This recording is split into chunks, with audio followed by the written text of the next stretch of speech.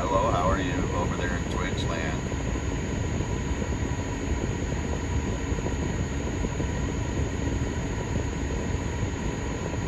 Or Tommy Temper, it could be either.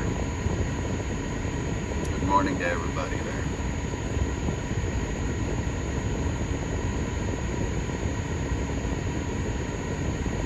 No more third terms.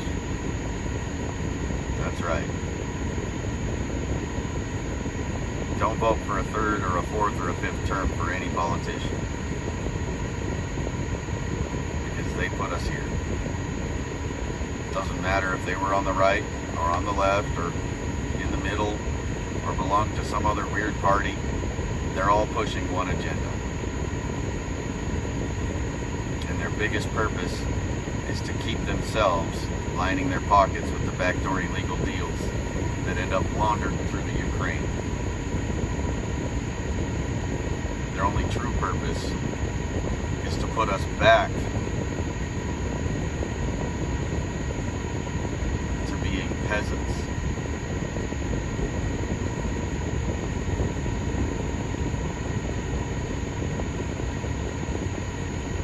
That is the goal that they want. They want to have absolute 100% control of your life. No freedom.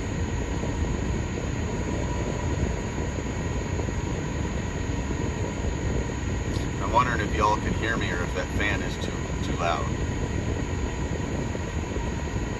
I don't have anybody in. Well, somebody just popped in. Good morning. YouTube crashed again because they don't like what I'm saying.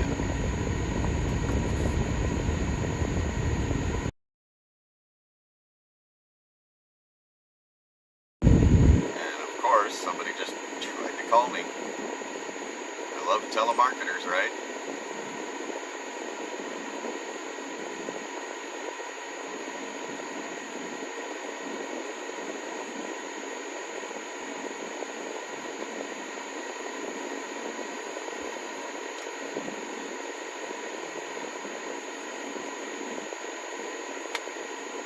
I gotta go handle something.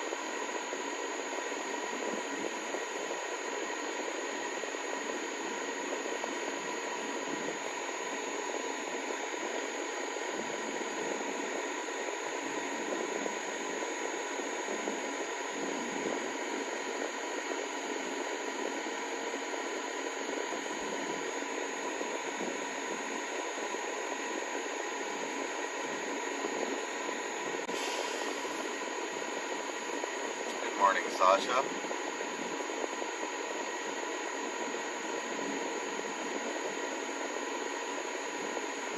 Where are you from, Sasha?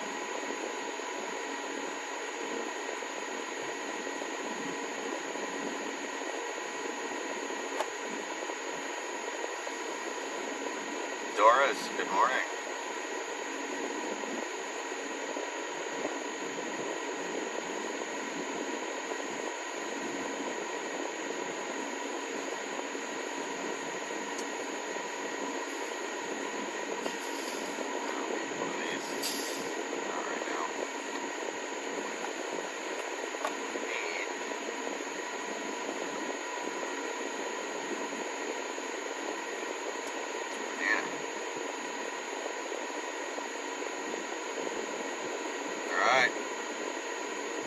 Indianapolis. So,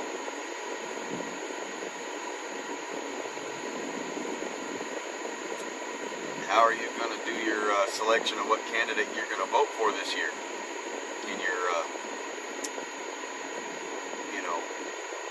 midterms, your congressional and senatorial seats? How are you going to choose how you vote?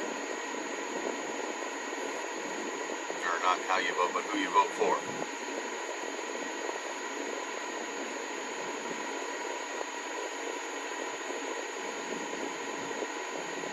I'm doing all right this morning, Doris. I'm a little tired, but that's my own fault.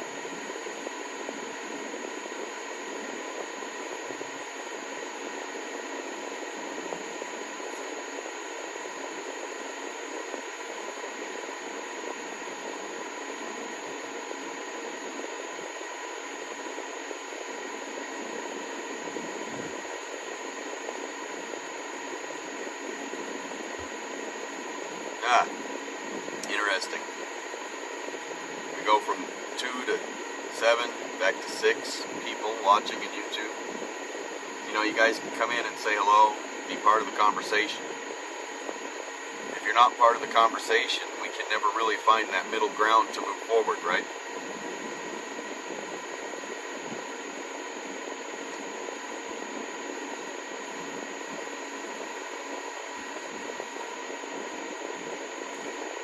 Morning, Big Red.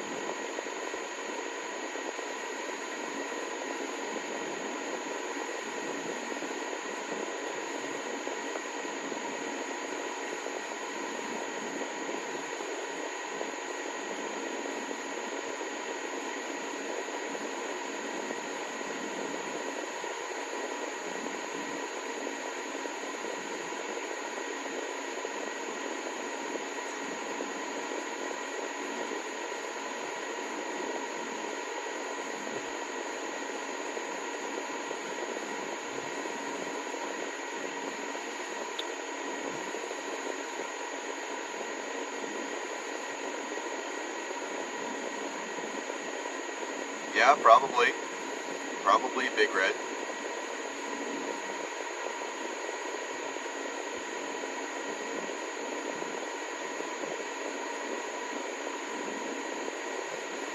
Yeah, Sasha. But realistically, when you go to vote for any politician coming up this election season, you need to take every single politician that has had 2 terms.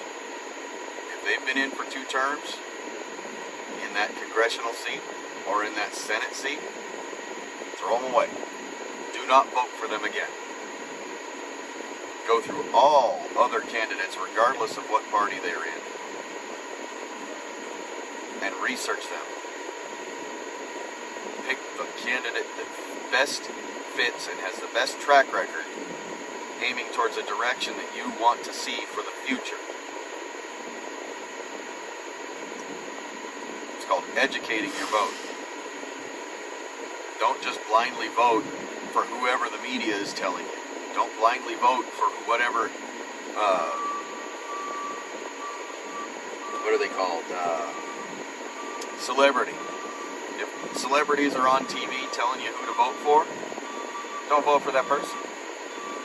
They're being paid to tell you that.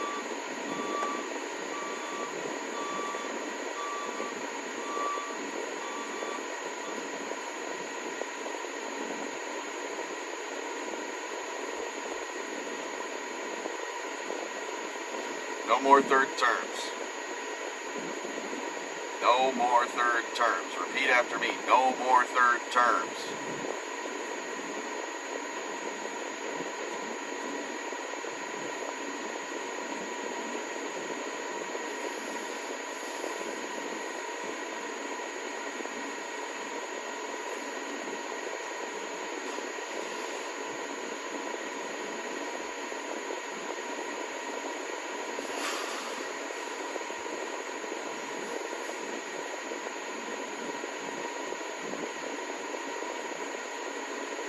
No.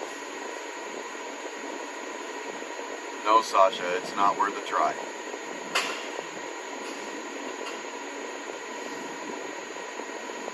The only way that we are going to get this country headed back in the right direction is to start voting only for new politicians. Also to start bringing in everybody. Don't exclude anybody. Just because you're standing next to somebody that you don't like doesn't mean you need to exclude them from the same march for freedom that you are on. Because they're marching for that freedom too. Doesn't matter what their religious beliefs are. Doesn't matter what their ideologies are. Doesn't matter what their sexual preferences are. It doesn't matter what their skin color is. It doesn't matter what their culture is. It doesn't matter what, anything, except the fact that they are marching on the same line as you, demanding the same thing as you.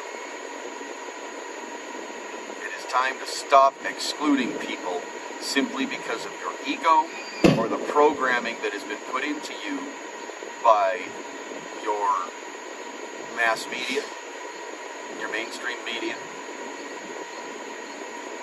the programming that's been put into you by your religion, the programming that's been put into you since birth by everything around you. It is time to put that all away and see the people around you as American citizens and nothing more. It is time to find that middle ground and march forward. And the best way to start is by stopping the vote for any third party or third term or fourth term or fifth term candidate. Stop.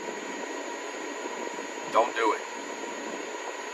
First and second term in that one seat, fine. Not a big deal. But anything more than 2 terms, no, don't vote for them. And that's a start.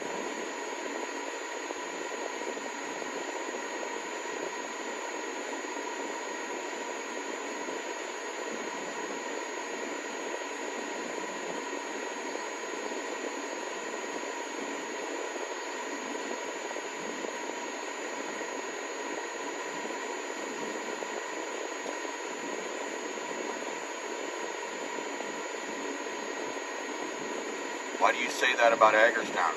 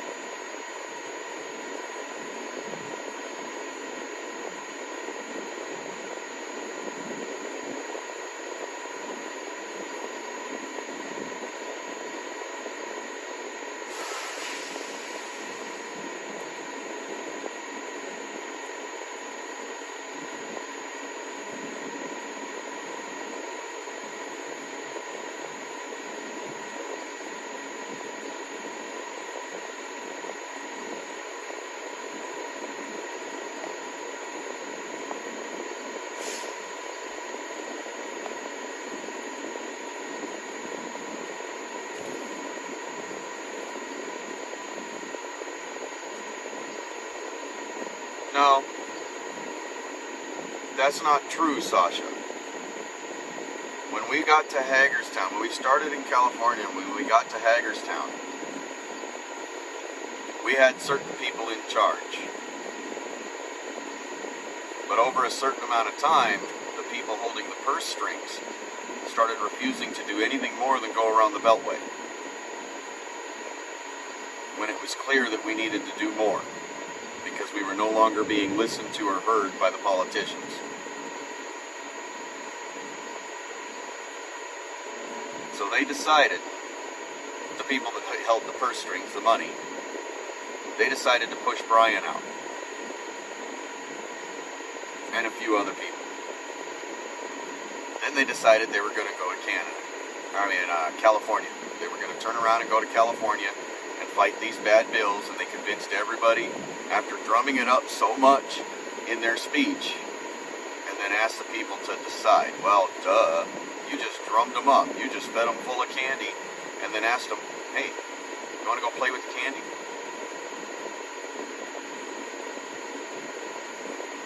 Along the way, we lost a lot more people. A lot more good, committed people.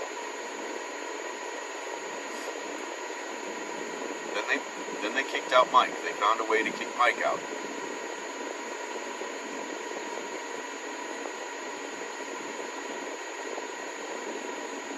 The whole purpose of the people that were holding the purse strings was to beat us down into nothing.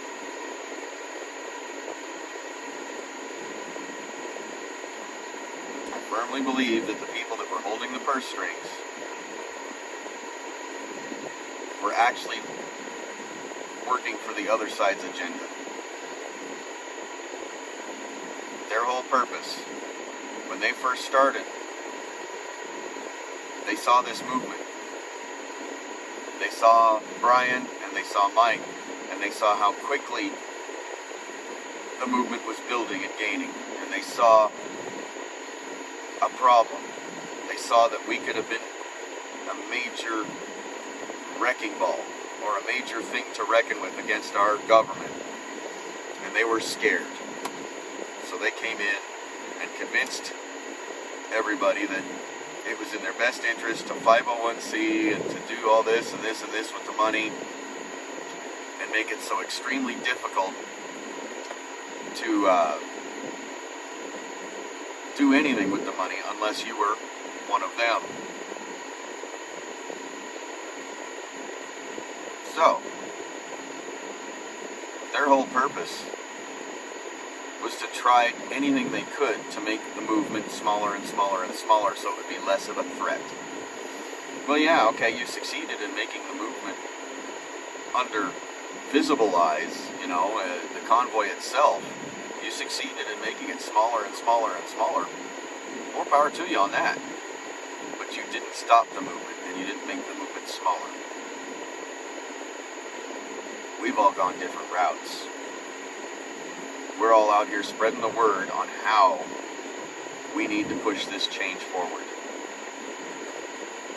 We don't have to be a convoy grouped up, but we do need to spread the word any way we possibly can. And we are spreading flyers in every city, in every state. We're having rallies all over the place, in every city.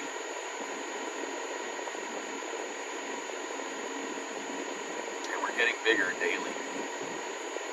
Because the more that they turn around and dump that fuel price even higher, and the more they turn around and make your food prices even higher, and the more they turn around and make your ability to get a hold of items less by creating shortages. Don't fool yourself. There are no shortages. The stuff is being stored. It's being stored, and the government is refusing to allow it to move. Under restrictions, the mandated restrictions. So, there's one. The other thing is they're going out and they are buying the crops, the current growing crops, and the current animals, and everything. They're either buying them from the farmers and ranchers, or they're going out and destroying the larger ones. They're destroying large food processing plants all over the place. There were two more chicken farms. There were two more chicken farms that were destroyed in fires last night. One in Minnesota and one in Wisconsin.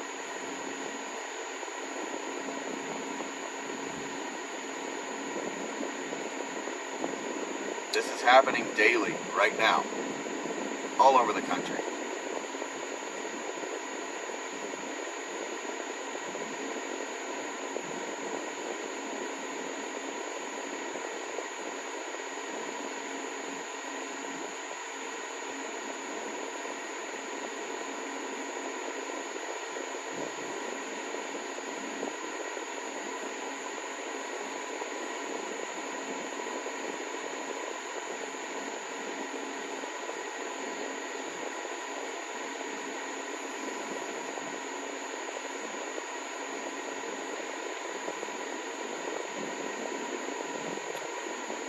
Sorry, I just had to handle a little misinformation, disinformation issue there.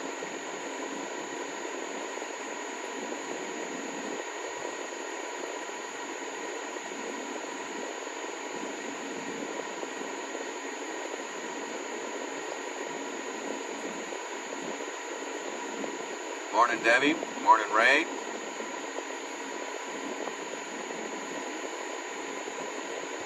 Doris. Big Red.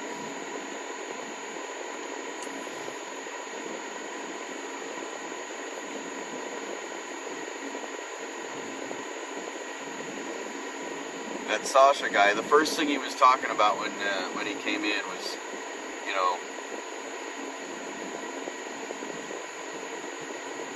nothing that should be talked about, for one. For two, you shouldn't even have been thinking about what he was talking about. I had deleted his comments so nobody could see them. because those kinds of comments get people hurt. Those kinds of comments start things that should never be started. And I took those out and I gave him a chance. I told him that that's not the way to go. And then he starts going into all this 9/11 stuff that, I'm sorry, how in the world do people that died on 9/11 end up states away being killed in those states? That don't add up. So, in my opinion, that was a misinformation, disinformation person coming in here trying to spread other crap. And that's not what we're here for. We're here to get the word out about how we correct and get this country back on track. And like I keep saying, the first move is for every single person to stop voting for third, fourth, and fifth, and sixth terms in the Congress and the Senate or any political seat. There should be no more politicians sitting in any one political seat for longer than 2 terms per seat. Period. No more third terms. Say it again. No more third terms.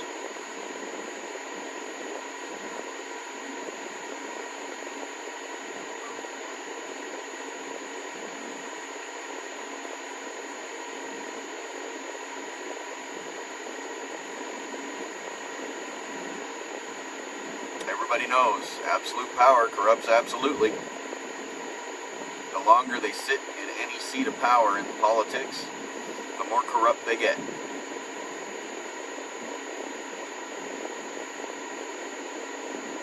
And the more out of touch with the real people of this country they become.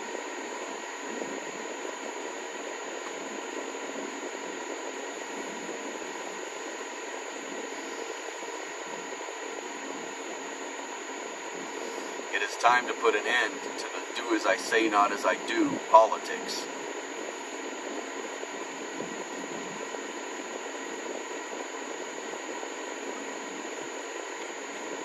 It is time to bring back the term limits. Even though there is never going to be a politician that will ever vote, there's never going to be another politician that will turn around and vote term limits back in. They used to have term limits, yeah, they did. They made their own little bill. They passed it through in the middle of the night without the people's consent or knowledge. And they pushed it onto a desk of a president that said, fine, go ahead. And they got rid of their term limits. Same thing that they do with their salary. They vote on their own salary.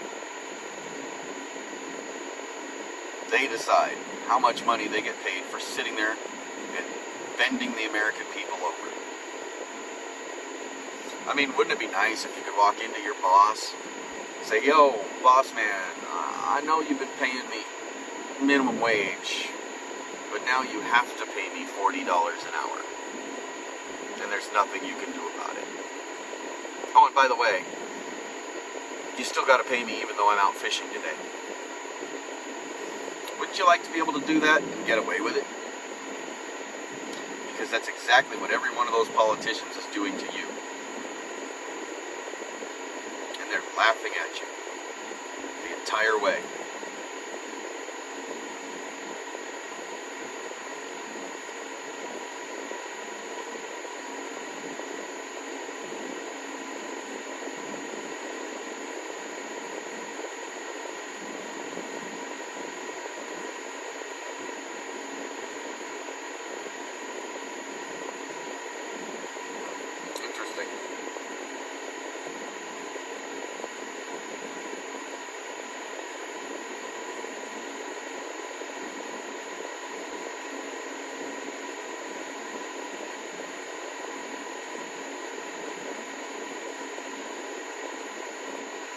Oh no, Ray. The problem is that people are too programmed. People are too programmed by everything that they've seen and heard from birth. They're programmed to not like this side or not like that side. They're programmed to not like the people of this religion over here because their religion says so, or this religion over there because their religion says so. They're programmed not to like people's sexual preferences. They're programmed not to like people's color. They're programmed not to like people's languages or cultures. They're programmed not to like anybody else unless it fits their exact mold of what they were programmed into from birth. It is time to stop seeing people like that. It is time to start looking at everybody as just purely an American citizen. Because if they are standing on the same line as you and demanding freedom just like you, there is absolutely no reason to exclude them. As a matter of fact, you need them. You don't have to like them, but you do have to stand next to them in the same fight for freedom. That's the only way that we're going to move forward, is if everybody drops their egos and their pretenses and their BS that they were programmed with. Because you're a person, I'm a person, the guy over there is a person. Doesn't matter who they are, doesn't matter what their background is. The only thing that matters is that they're standing on the same line as you, screaming for the same thing. Right. They're distracted. And that's why you need to start printing up little pamphlets at home on your computer and handing them out to people in your neighborhood, handing them out to people at your grocery stores. Put them underneath all of the windshield wipers in the parking lots. Telling people that the only way this is going to change is not to vote in third, fourth, fifth terms. No more than 2 terms. If anybody in any one seat has had 2 terms, bye, done. You can vote. You can run for another seat, but you can't run for this one.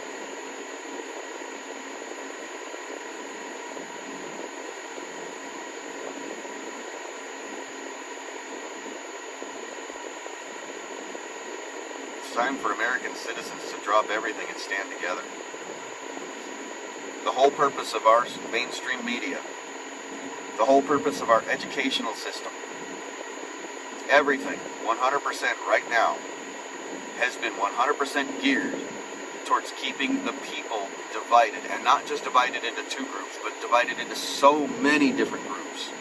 Because you've got this political view against that political view, and you've got this sexual ideology against this sexual ideology, you've got this religion against that religion, and over and over and over and over and over and over and over and over and over, it just, everything. They have got everybody so divided in this country, and they do that on purpose because they know that it is 100% true that united we stand and divided we fall. United, we stand a chance against the agenda that they are trying to push on us. Divided, we don't stand a chance at all. That is why it doesn't matter who the person is that you're talking to.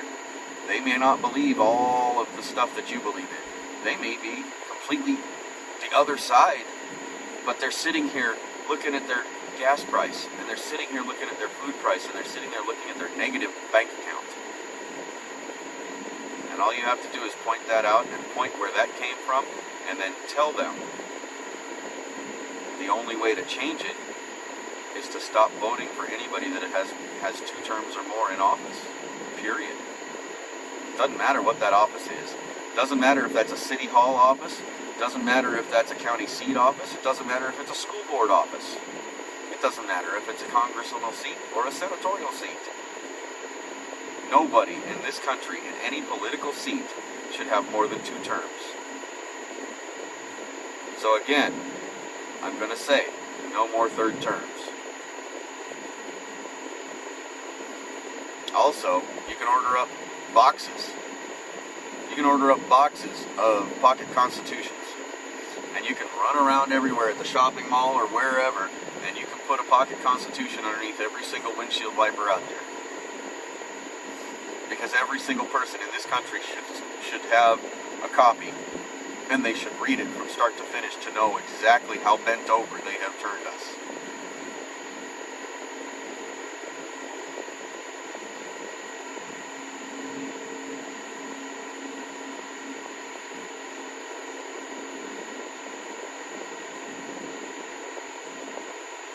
Exactly. See, people are so programmed. Take a look at this, okay? Everywhere we went as a convoy, especially in California or anywhere on the west, anywhere along the west coastline, we ran into a lot of people that agreed because they were paying attention to the message. They were paying attention to what was being said. They were paying attention to the movement on a regular basis. But we ran into a lot more people that didn't care to listen because the first thing they saw was an American flag. So their first instinct was to throw the freedom bird, or pick up eggs and throw them at you, or pick up rocks and throw them at you, just because they saw an American flag. They have been programmed to hate the American flag. They see an American flag and, oh my God, they must be completely opposite side of what I believe in. They didn't even realize that we believe in the same things they do. We want the same things they do. But they're so programmed to instantly hate that American flag that they don't even realize it because they don't take the time to listen. So it's time to put the pamphlets in their windows. It's time to put the Constitution in their windows. And it's time to just keep doing it. It's time to start handing out bumper stickers that say no more third terms. Hashtag no more third terms. There you go, I'm going to do it right now.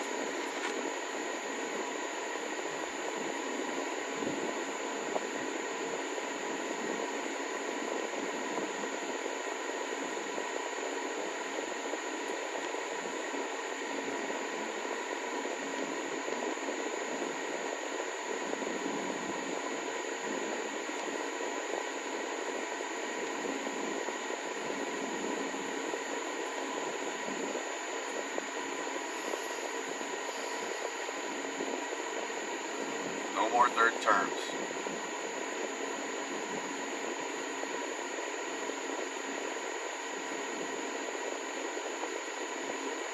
Have fun, Ray.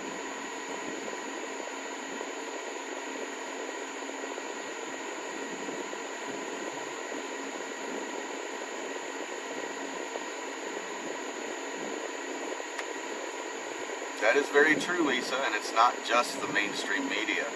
It's our educational system.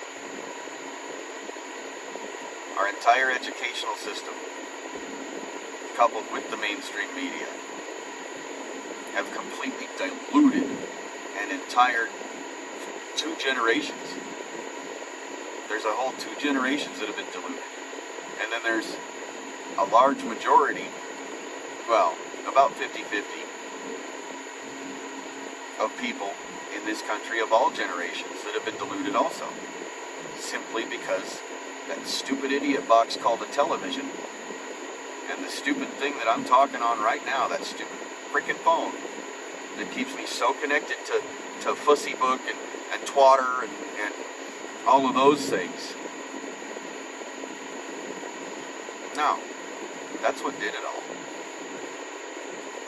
We allowed them to just bring in everything that was ever in the book from 1984. The book about 1984, which was a movie too. We allowed them to bring all of that in. We saw it coming, and we let it happen. I wasn't old enough to vote when it started. It started long before that too.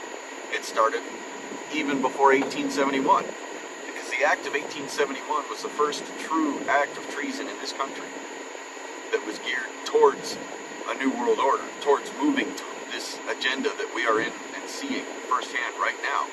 It started before 1871, because their first real move in this country was the Act of 1871. Look it up.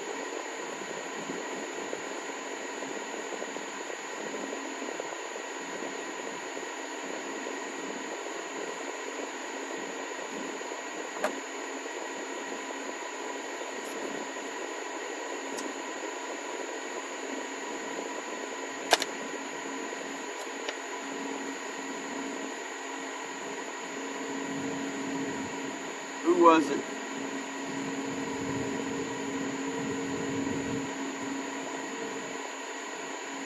Who was it that said we're going to have them vote Democrat for the next 200 years?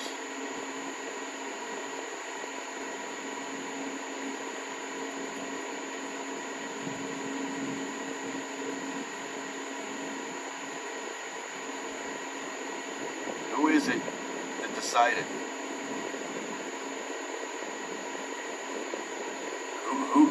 Who is it that decided it was time to destroy the nuclear family? Who is it that figured out how? Who is it that decided it was time to destroy the economy in this country? Who is it that figured out how? Who's pulling those strings?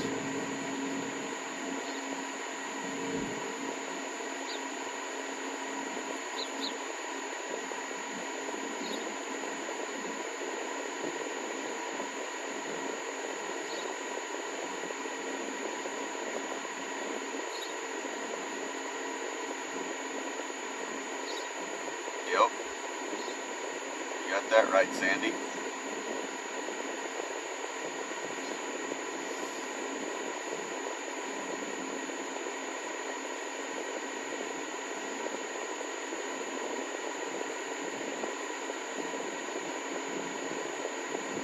There are 5 families. I call them families. They're referred to as families because they're kind of like a mafia type family, right? There's 5 of them that own and control the entire planet. You don't even know it. There's the Rockefellers, the Rothschilds, the royal families. You've got the Catholic Church. Because the Catholic Church, believe it or not, the Catholic Church literally owns almost 75% of the land in this world.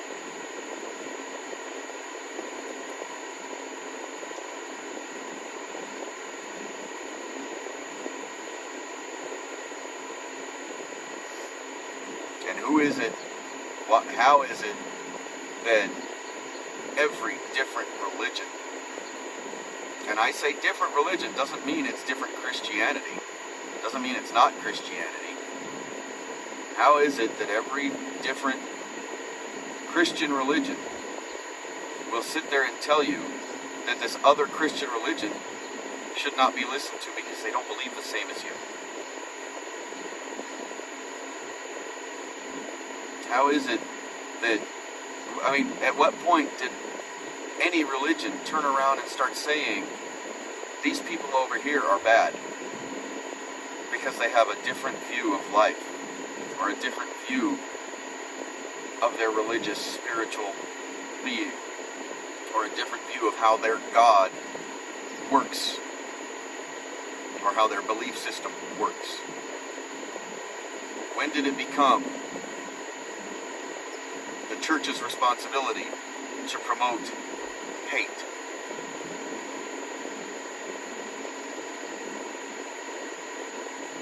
Because that's what they're doing. That is what they are doing when they are telling you that these people that go to this other church are sinners. We're all sinners. It doesn't matter what church you go to.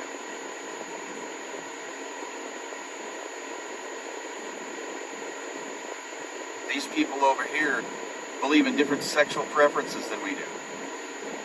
So they're bad and they're evil. We shouldn't have anything to do with them. Program in the hate. Program in the dislike. Program you to be that person that turns off the listening or turns off the brain when you have to talk to one of them. Exactly, Lisa. Judge not, lest ye be judged yourself.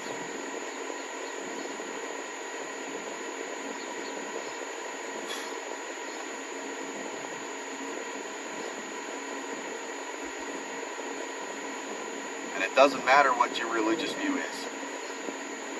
The United States Constitution should be 100%.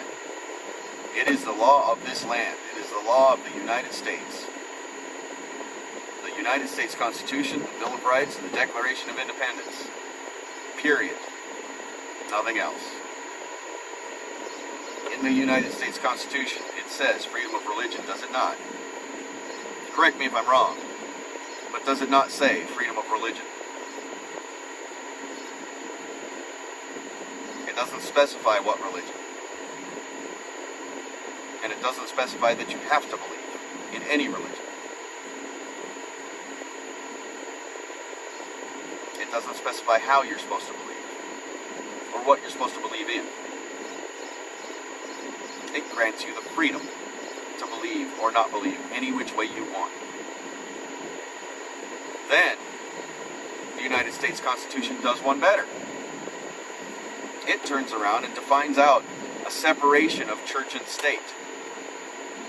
Which means, not only, because this works both ways, it does not only protect the church from the state, but it protects the state from the church.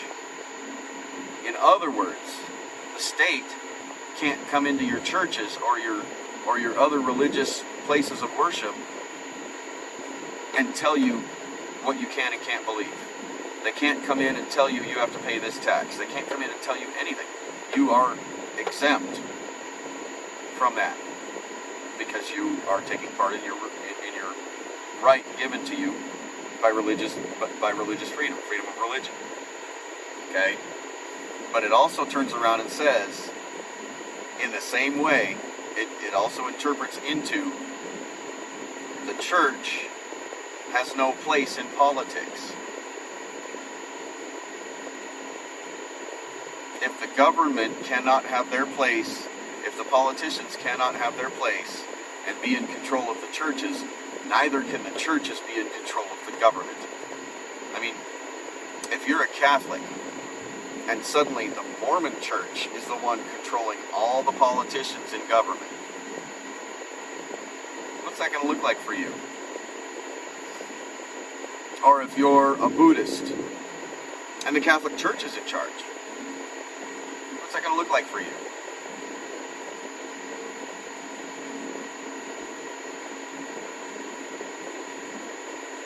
The evils of this world are not based in religion. The evils in this world are man. Greedy, corrupt man. Man being man or woman. But greedy and corrupt. Those are the evils in this world. Money corrupts.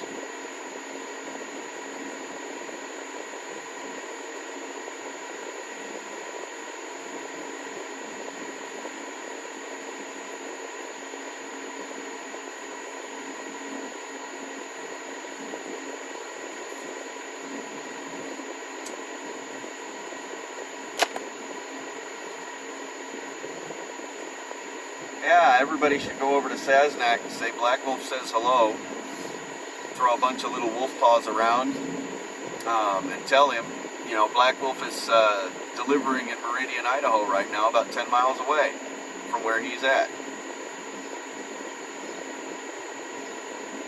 Tell him I said hello. Tell him he can come in. He's more than welcome to come into my live stream and say something. Any of his people are welcome all the time. Him, his viewers, doesn't matter. Because right now, we're all pushing for the same thing. We're all hoping and praying for the same thing, and we're all spreading the same word. Some of us more strongly than others, and some of us in different ways. But we're all headed for the same goal. So we support everybody. We support each other. It doesn't matter if we like them or not. It doesn't matter if we've had bad experiences with certain people or not. We're all standing together in the same fight.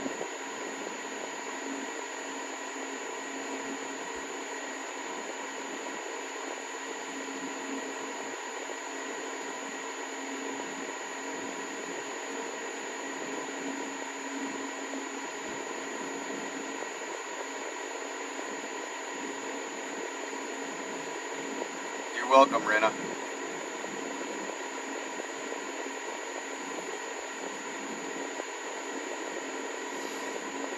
Good morning, sweet Caroline.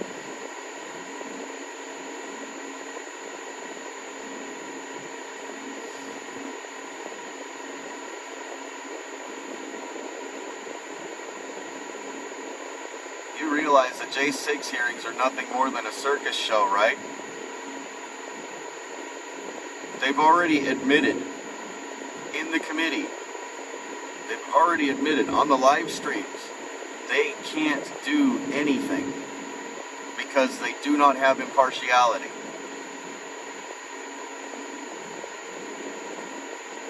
They cannot legally do a thing to anybody of the J6 with these hearings because there is no impartiality on the committee.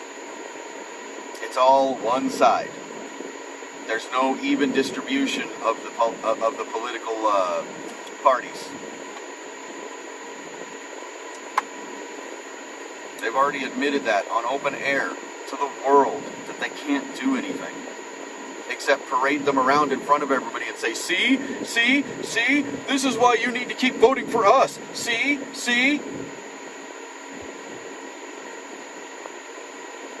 And tell me, how in the world is there an insurrection that didn't involve a single weapon except the ones in the hands of the officers that day?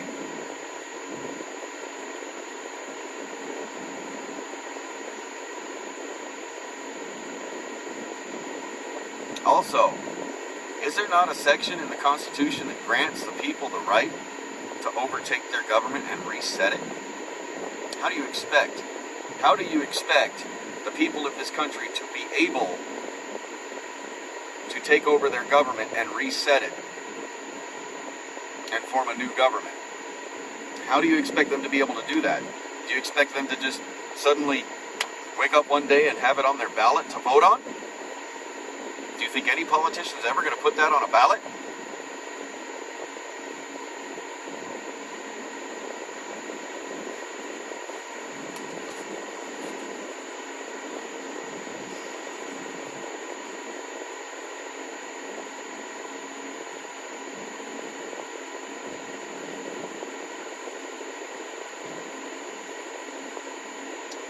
That little girl Cheney is far from a Republican. Matter of fact, most of the Republicans are far from a Republican. But they do not have an impartiality on that committee. They don't. They already admitted on air that they don't have a full impartiality. They already admitted that they cannot make any rulings and there cannot be any judgment or punishments handed down from this committee because of that. They've already admitted that out on mainstream media. Maybe you weren't paying attention, but they did.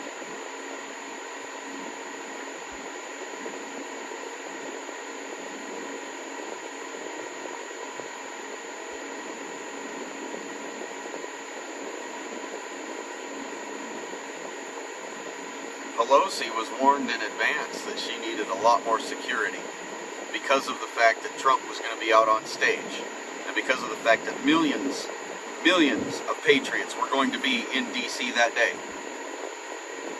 She was warned, she was told she needed more security, and you know what? She decided not to. Tell me that wasn't part of the plan.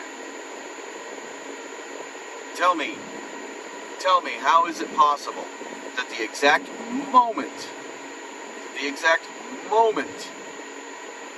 that Ted Cruz was slapping that giant pile of paperwork of all the evidence of election fraud that had been collected to that date, all of that evidence in one giant pile of paperwork, that exact moment, how is it possible that that exact moment was the exact same moment that the doors on the Capitol building were opened up and people were waved in?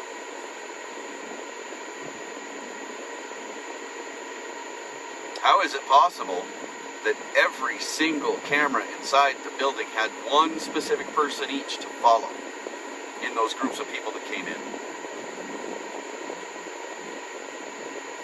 They already knew who the camera needed to follow ahead of time. They already knew that.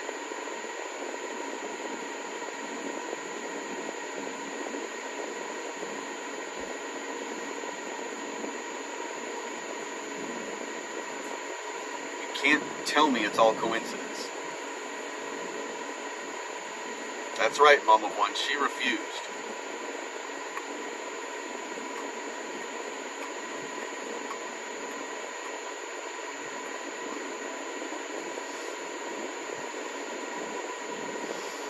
got a little sleep. I got a little sleep, Shirley. Good morning.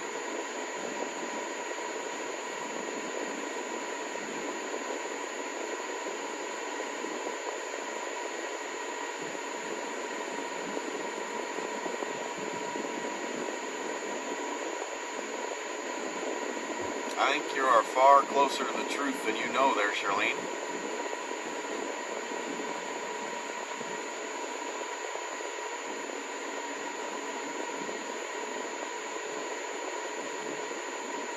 Max Flower. How is it possible that the guy that was supposedly the leader of the Oath Keepers that came into the building, the camera followed him exactly all the way around. Everywhere inside the building, the cameras followed him perfectly. How is it possible that outside the building, he was supposedly dressed in black from head to toe with like a desert-colored military-style tactical vests on? How is it possible that he went from that outside the door of the Capitol to being inside the door of the Capitol and having a white t-shirt and a red flannel shirt over the top of that and khaki jeans or khaki pants? How is it possible he changed his clothes just by walking through a door? Go back and watch the videos on the first day of these Committee J6 hearings. Go back and watch the videos and watch. How is it possible he changed clothes by walking through a door?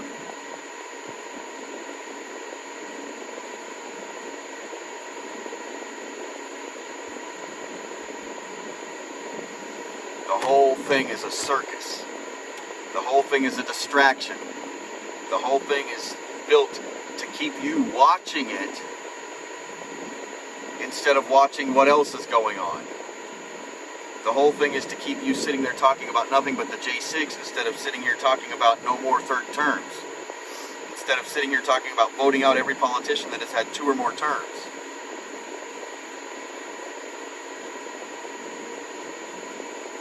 The whole thing's a circus and a distraction.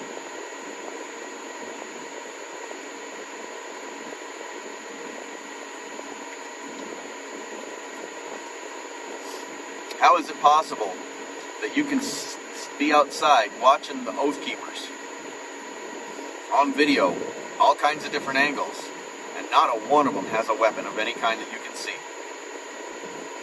And somehow, inside the building, they have long rifles. Where the hell were they hiding these long rifles when they were outside the building?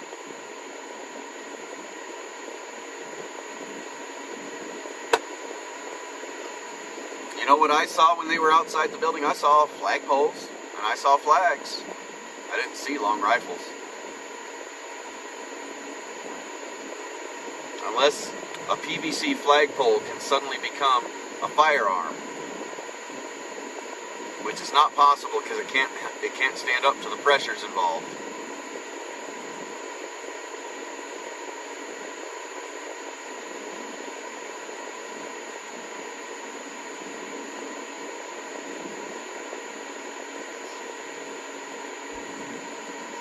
Ask yourself, why is it they call themselves anti-fascist, Antifa, right? Why is it they call themselves anti-fascists? Why is it everybody else in the world that doesn't believe what they believe is a fascist to them? Why is that when everything they do, everything they say, and every bit of their actions is 100% fascist by definition to begin with?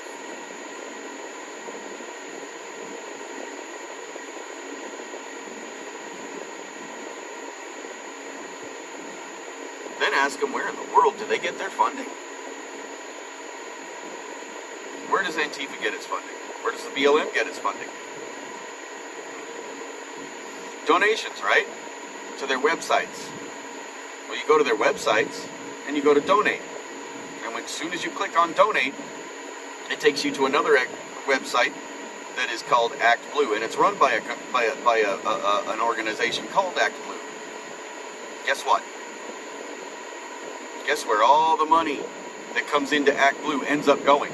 It doesn't go to the BLM. It doesn't go to Antifa. It goes to the DNC candidates only. Doesn't matter if it's a governor, doesn't matter if it's a senator or a congressman. If they are running for a political seat on the Democratic National Party side, they have access to that money.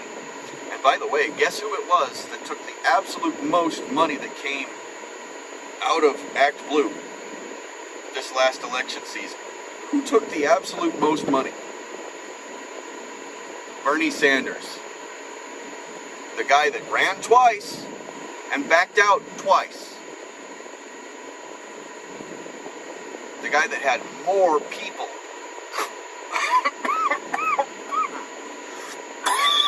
Excuse me.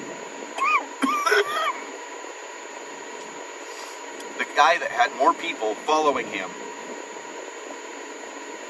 than any other candidate on the Democratic side or on the liberal side or supposed side, right?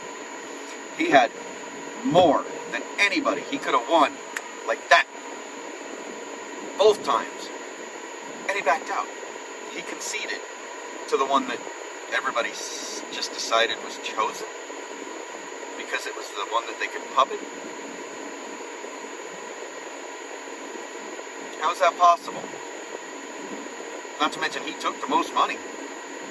Not one penny that was ever donated to Black Lives Matter that went through Act Blue. Not one penny went to Black Lives Matter in the first place. And the same thing is true for Antifa.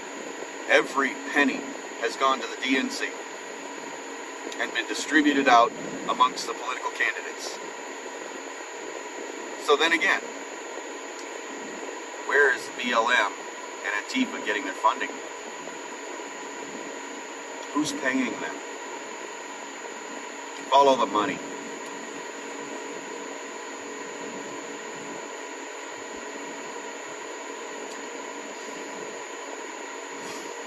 A lot of the People's Convoy's funding came from the donations of the people on their website. There were supposedly, there was a point in time where the website's donation money amount never really moved, which is odd to me. It was odd to me back then. But they were also taking cryptocurrencies, which was not tracked.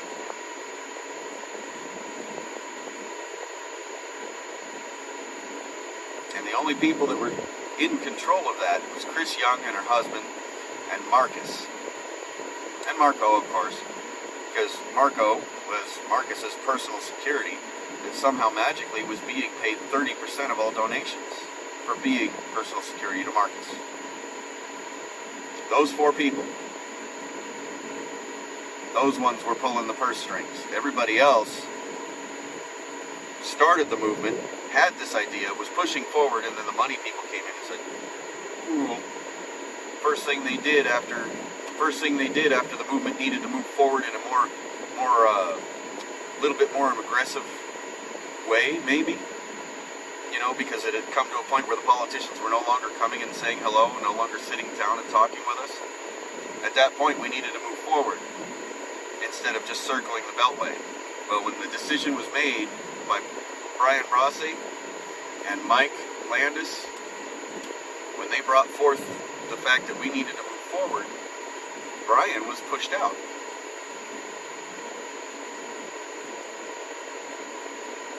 And Mike, the only reason he stuck in as long as he did is he was there to try to make sure that, because they decided to take the people to California and back, he was there to make sure that all the people that followed along, because they had been promised they would go to California and come back, and that their fuel and food and everything would be covered the entire way. His whole purpose of staying was to try to make sure that the people were actually given what they were promised, because he did not want to be involved in stranding people across the country. But in Sacramento, they forced him out. At that point, the purse strings had full control.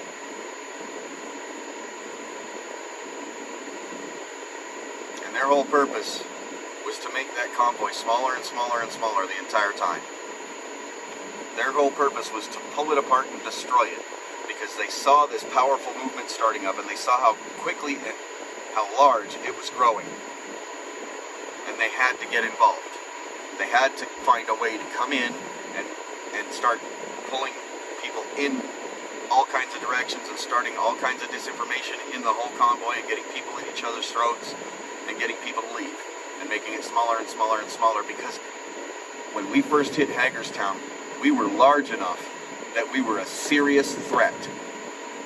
Even though we were just waving our banners, waving our flags, screaming for freedom, demanding to be heard, and blowing our air horns. We were a serious threat, because the first day we hit Hagerstown, we were large enough in semi-trucks alone, not counting everybody else, in semi-trucks alone, we were large enough to completely encircle the Beltway, bumper to bumper, and park, which meant no traffic in or out of DC. We could have locked them into a siege, and they were scared of that, and we were growing by the day.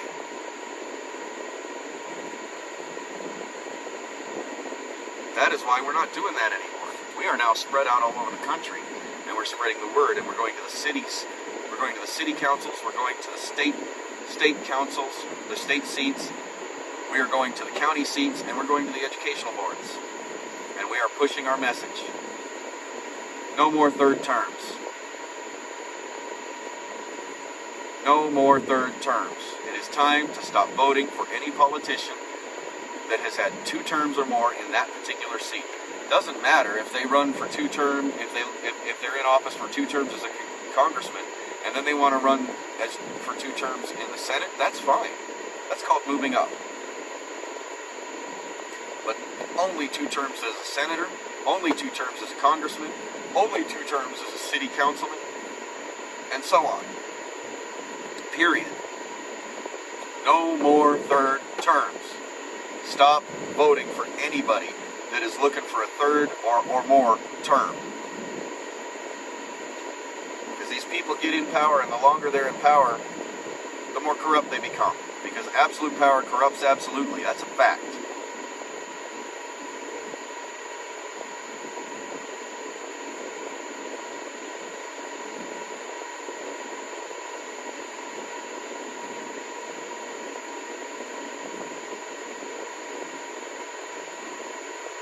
Marcus was the one that put the plea of $15K out. He's the one that stood up, had the mic in his hand, and was begging people to donate $15,000 into this box. And he set the box on stage.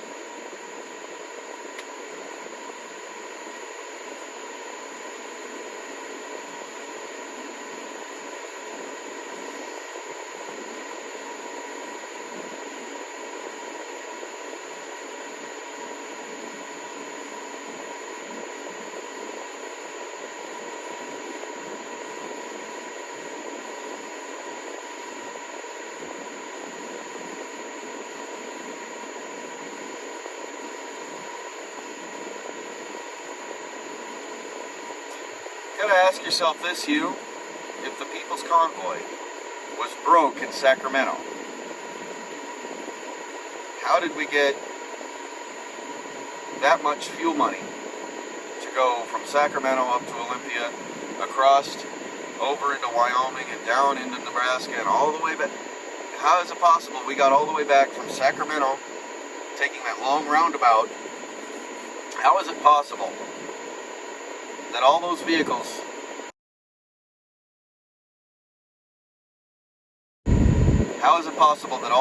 remained fueled up and all those bellies remained filled all the way back to Hagerstown if the People's Convoy was broke? Because if they were broke in Sacramento, everybody would have been stranded there.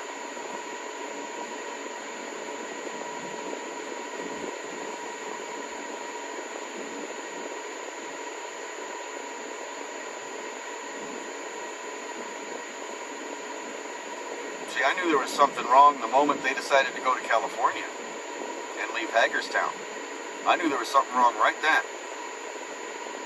But it didn't stop me from joining back up with them in Sacramento again after I had left Hagerstown. I left Hagerstown like 3-4 days before they decided to go to California. Because I had some business changes I needed to make. Well, they decided to go to California, and that day I knew that was wrong. I knew something was wrong that day. But I went into Sacramento, caught up with them for a week, and I supported. I did again, caught back up with them again in Sheridan, Wyoming, and I supported them. And I showed my support with them, I joined with them from Sheridan to Casper. And then again in Ohio. In Ohio, I grouped up with a bunch of them that had been waylaid and left behind for weird reasons. You know, they had decided to get a hotel and didn't wake up in time, and you know, another person was taking care of some stuff at their home because they lived in Ohio real quick and they didn't make it out in time to catch the convoy. So I grouped up a bunch of them there, and we convoyed back into Hagerstown. And we literally showed up into Hagerstown about an hour after the convoy had got there, the second time. And I stayed there, and I knew something was seriously wrong.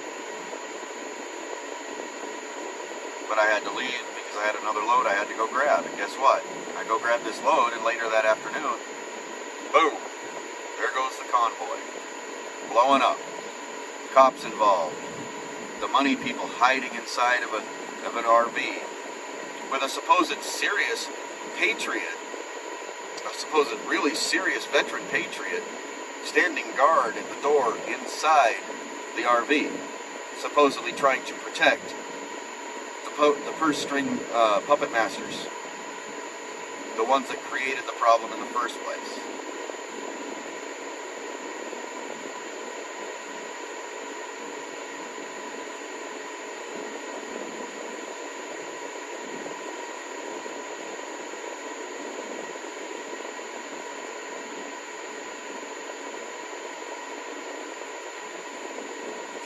See, I didn't know that that their viewers were asked to buy pizza.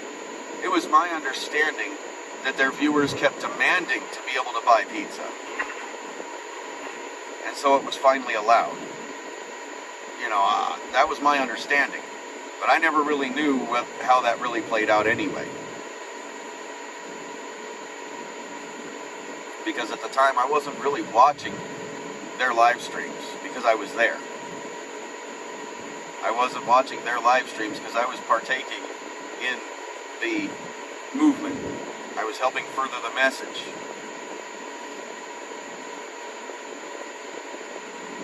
And I was buying showers for a lot of the people. I think I spent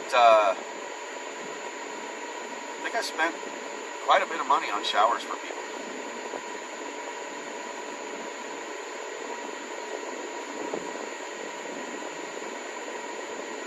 While we were in Sheridan.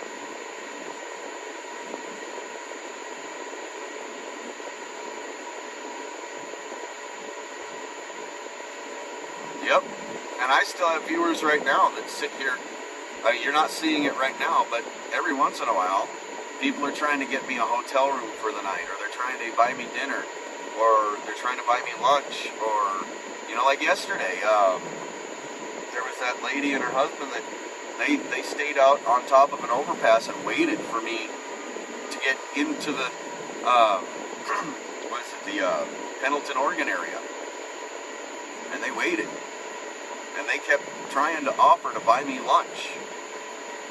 You know, I wasn't going to let them buy me lunch, but, you know, I was going to let them come and say hello. And I parked, I took my half-hour break right there at the truck stop on the very next exit from where they were.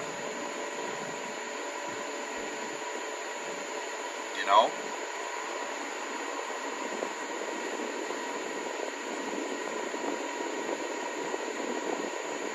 Because I don't want the fuel prices the way they're going, and all the prices of everything else the way it's going, especially with this overbloated inflation. We're looking at heading straight into a massive depression that's going to be worse than the last one we went through. And nobody alive really remembers that one. So, here's the thing. we're actually looking at the gas prices going even higher. We're looking at the fuel and food, everything else going higher. And your paychecks aren't changing any.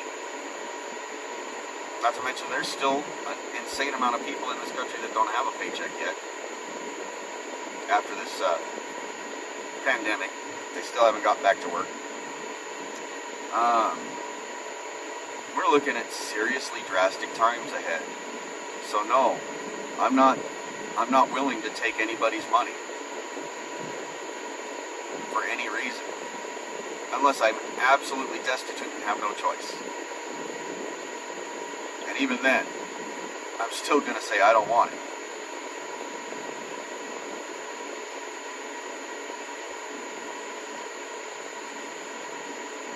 Because you may need that money. It may not be today that you need it. It may not be next week that you need it. But sometime in the next couple of years, because we still got to sit under this commander and thief, the demander and thief, dictator and thief, whatever you want to call him. We still got to sit under him for 2 more years.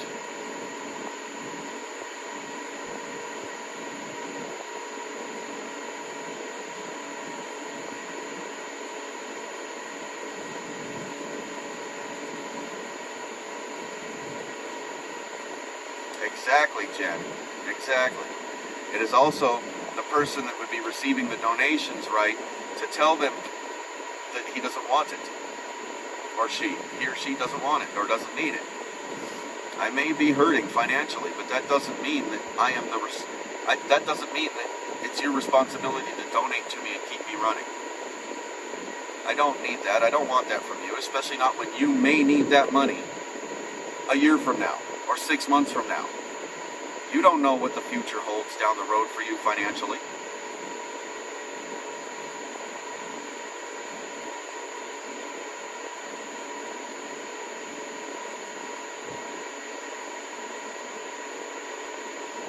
The only thing that I want you people to be doing, the only thing that I would love to see you people doing, is spreading the message. No more third terms.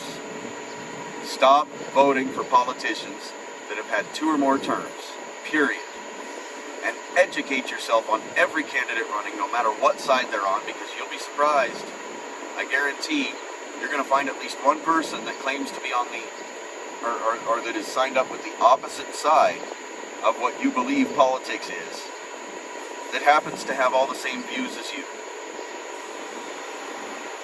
Just because they claim that they're a Democrat doesn't mean they don't have all the same views as you. And it doesn't mean they haven't voted that way. All it means is there may have been one thing that their political agenda and their political views didn't mesh up with for being a Republican. Therefore, they were not allowed to run as a Republican and forced to have to run under the Democrat.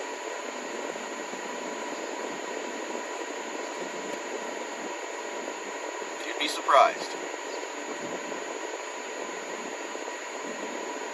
And besides, in all reality, there are no parties.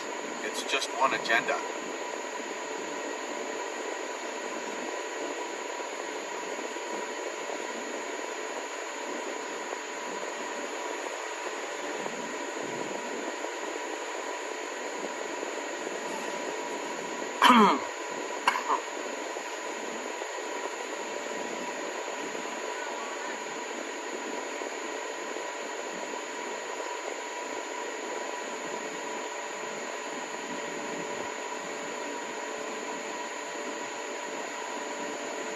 Big Red, you may be right. You may be right. And it doesn't matter who's God. It doesn't matter how that person believes in that God. And it doesn't matter if that person doesn't believe in God. The fact is, people stopped voting with morals. People stopped voting for the good of the people. People stopped caring about the American people as a whole because they were programmed to stop. The media programmed to stop. The educational system programmed them to stop. The church systems programmed them to stop. And you can't tell me that's not true, because this church over here says that the people in this church are all sinners and evil, and you should have nothing to do with them. And so on, and so on, and so on, and so on, with all of them. How is it possible that all of these Christian religions hate each other so much? It is because the churches themselves have bred and programmed that hate into their own churchgoers. We are all human, and we all deserve and want the same things. This division has been systematically programmed in. Stop thinking about people as this religion or that religion or not religion. Stop thinking of people as this color or that color. Stop thinking of people as this race or that race. Stop thinking of people as this ideology or that ideology. Stop thinking of people as this sex or that sex, or this sexual preference or that sexual preference. Stop. Start thinking of people as American citizens. You do not have to like the guy standing next to you. But the fact is, he's standing next to you on the same line, screaming for the same things you are. So do not exclude them, because you need them.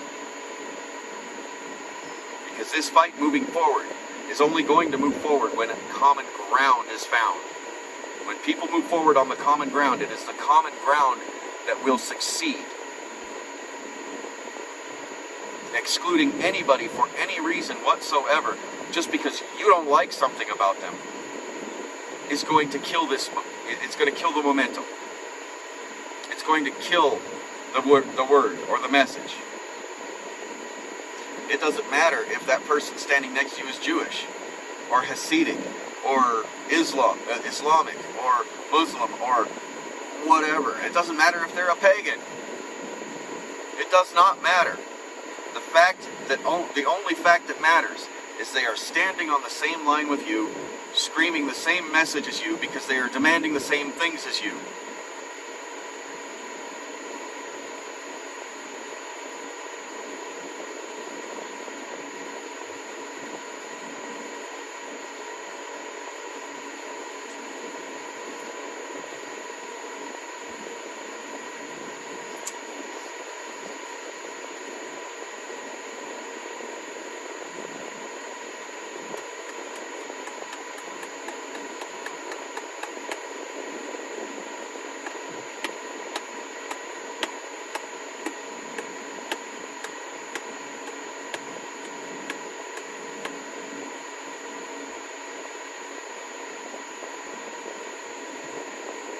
I'm sorry, Big Red, but you are wrong.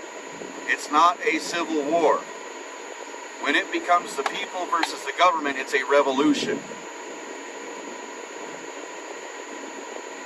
A civil war is this group of people over here versus this group of people over here. This group of people wants control, and this group of people wants control. Boom. Civil war. And that's the people, not the government.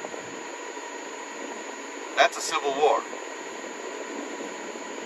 A revolution is the people versus the government.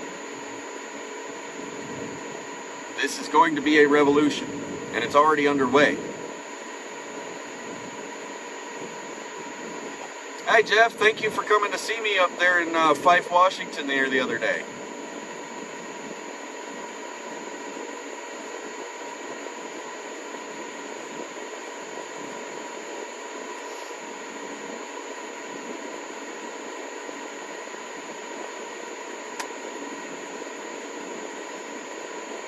I'm going to step out for a second and go throw this in the dumpster. I'll be right back.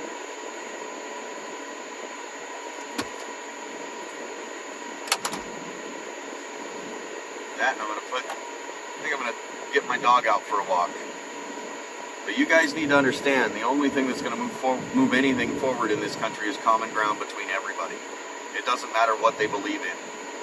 As long as they're pushing the same message as you, as long as they're screaming for the same freedoms and rights as you, there's no reason to exclude them. You don't have to like them. You don't have to like them at all. but you do have to stand next to them in the same fight, because they're fighting for the same thing.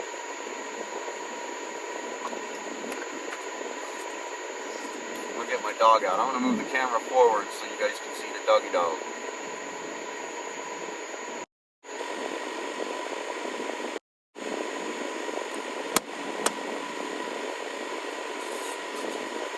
Come on, see it.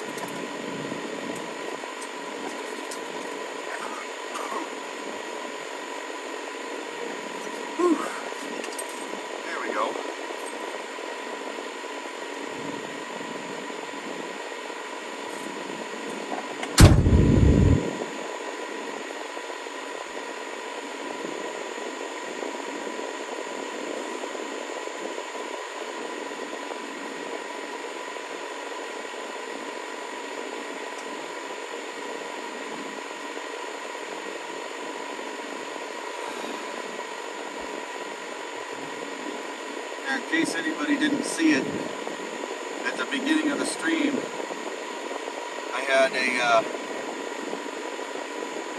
I had a little misinformation puppet come in and try to gear the conversation towards,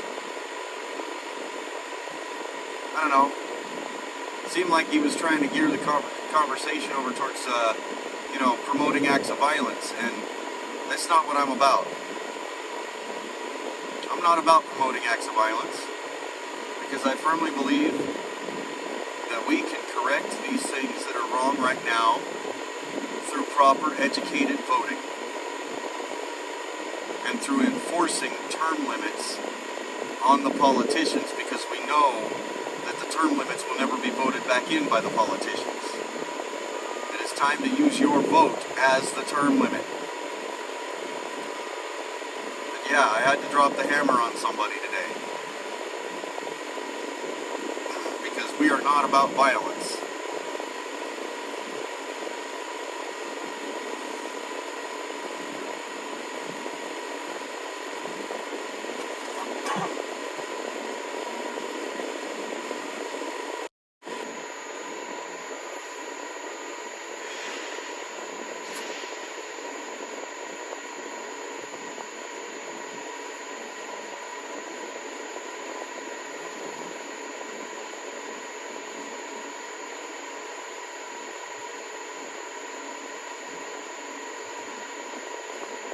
No, it was somebody named Sasha.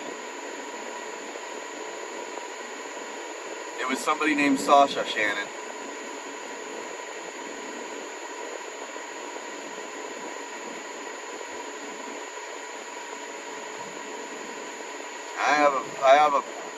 I have a sneaking suspicion that that's, one of those alphabet soup 3-letter agencies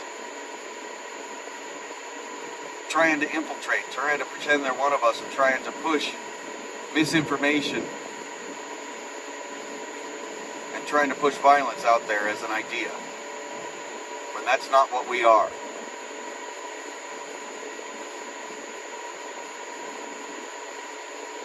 So if anybody is promoting any kind of violence whatsoever, it's not going to be heard on this channel. If you're constantly pushing out misinformation, you're going to be booted as well. That's just a sad truth that has to happen, period. Everybody else is welcome for discussion in here. Just don't come in here attacking people. Don't come in here attacking the idea. Sit and listen and have a good conversation back and forth. This idea versus this idea. Somewhere in the middle we find common ground and we move forward. That is the only thing that's going to save this country.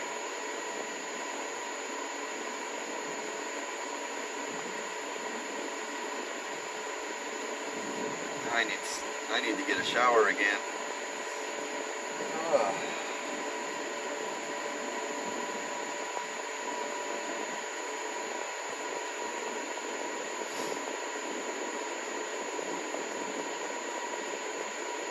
So, what is the news in your neighborhood? Share me some local news from your neighborhood. What's going on around you right now, today, or over the last couple days?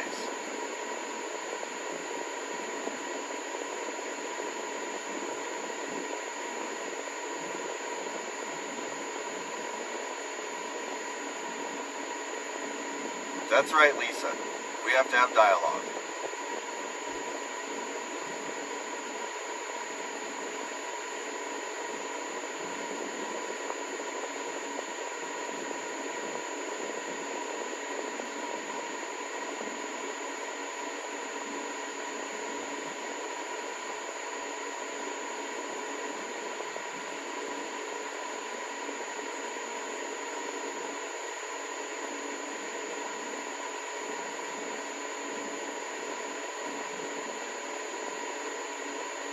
Water, bud.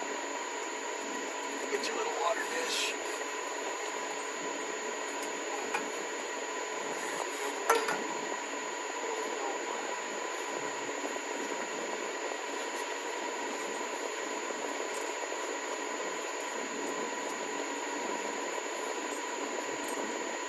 Yeah, it's starting to get warm in here. We're gonna have to start the truck up and start the air conditioner soon enough, bud.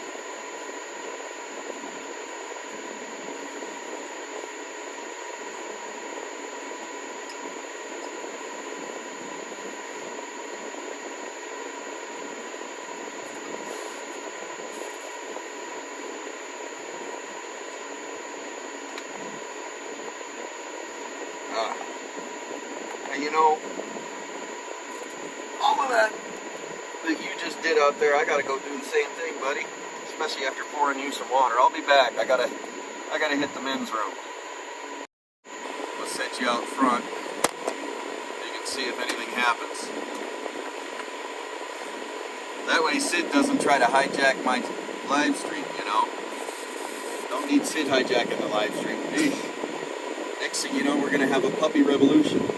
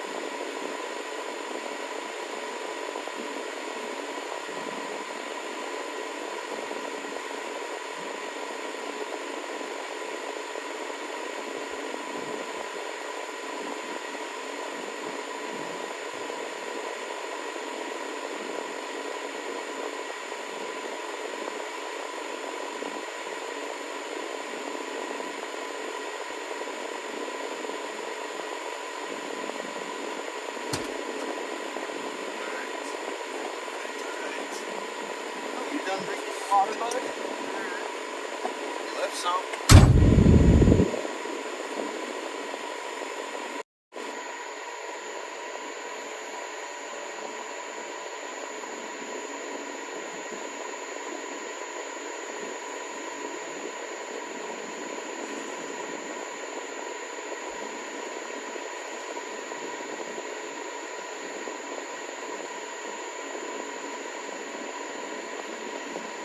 Hello, David.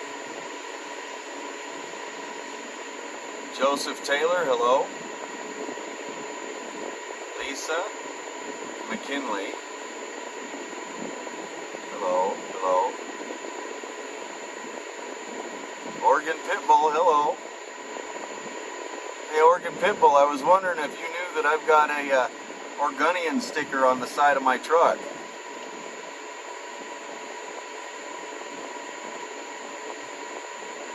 Joy Flower, hello. Exactly, Jeff, you're right there. You are right.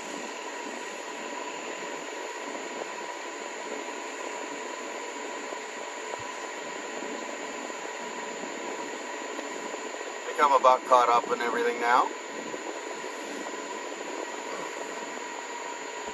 But yeah, I'll show you. If you're still on Oregon Pitbull, I'm going to show you this. You got to see it.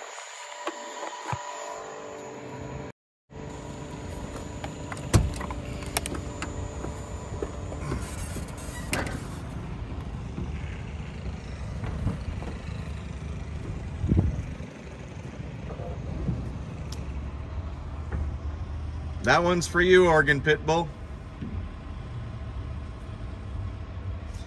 And so's that one. Matter of fact, all of them are for you. They're for everybody.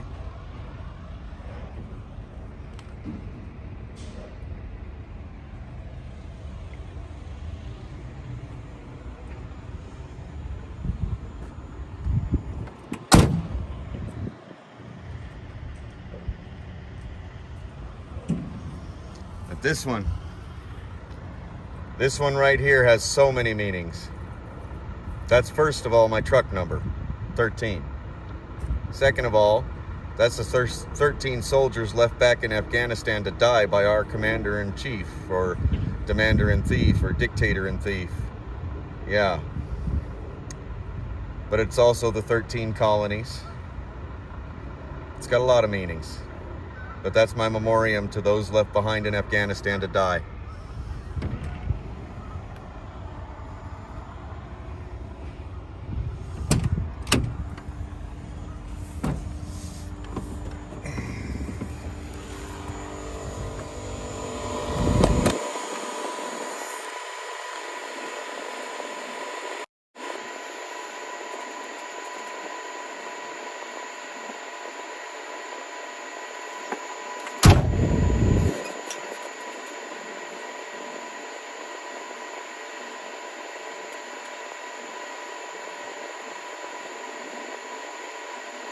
Actually, Shannon, it would be better if you went out to any of the events out there, like the rodeo or the fair, county fair, whatever, and you actually meet. It doesn't have to be one of those. It could be any event.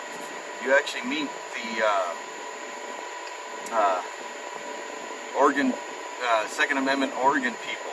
You know, the people that are pushing to protect the Second Amendment in Oregon, because they're the ones that have that Oregonian stickers. They're the ones that make those decals, and the money that you pay them for those decals goes towards furthering their cause. It goes towards their lawyers' fees.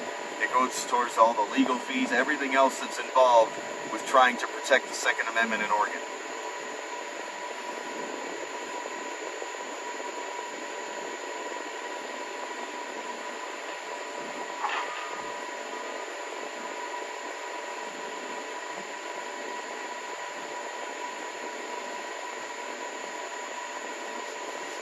Convoy Santa just went live again, I guess. I wonder if he's done talking on the phone with people instead of actually, you know, being on his live stream, because earlier he was just talking away with somebody on the phone while his live stream was going. They were all talking about, you know, they were talking about cooking from scratch, or building products, or, you know, just all kinds of off-the-wall, regular, everyday people conversations, instead of talking about what the real issues are. And the real issues are, we are a nation in distress, and we have been sold out by our politicians. It is time to take their power away and force term limits. And we all know there is not a politician that will ever write a bill or pass a bill that involves putting term limits back in place in Senate and Congress. So it's up to the people to use their vote as term limits. So from now on, no more third terms. You can use your pre-cut to make that. Especially if you leave a couple of little wolf paws, you know, these paws that we use in here. Everybody go ahead and throw up your little wolfy paw emojis. If you use little wolf paws underneath the statement, or at the end of the statement, or on each side of the statement, that's fine. I would appreciate it. But go ahead and make the decals for your car windows, or bumper sticker, or whatever. No more third terms. As a matter of fact, here you go. I'm going to do it again. We'll put it up here.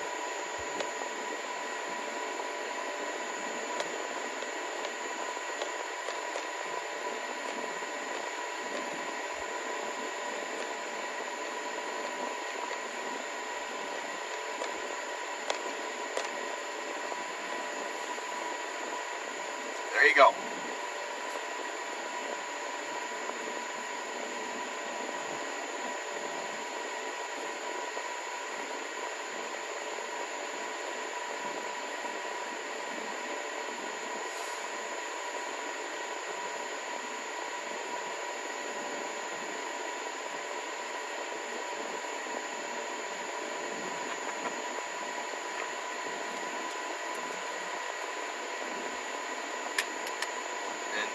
Yeah.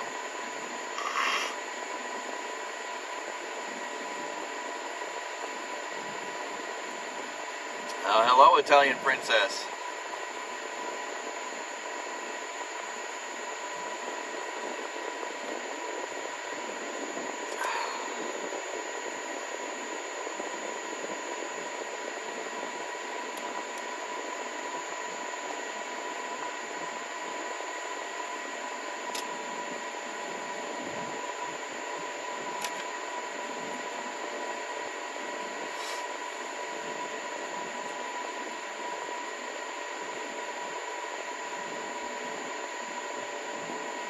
It's already 71 degrees out.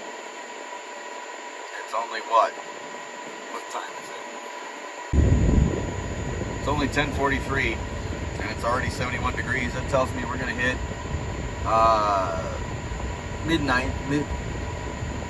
low to mid 90s over here today.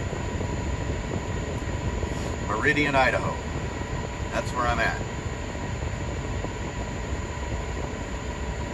I'll be here all day. It's going to take them a couple more hours to unload my truck, and then it's going to take me a couple hours to clean out the mess afterwards.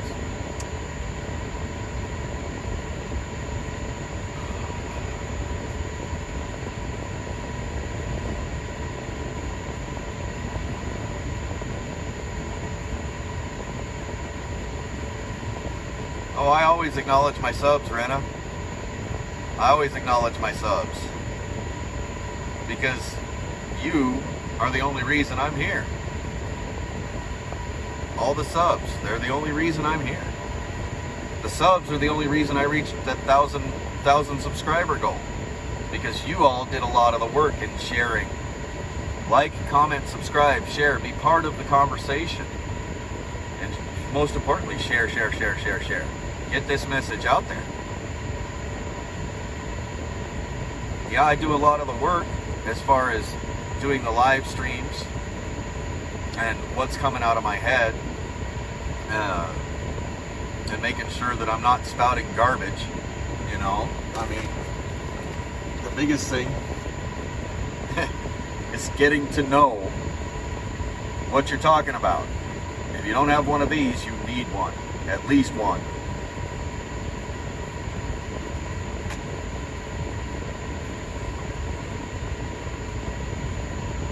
I know you guys do just as much work as I do in order to further this channel forward. So I gotta give all of my viewers props, because this channel does not fly without you.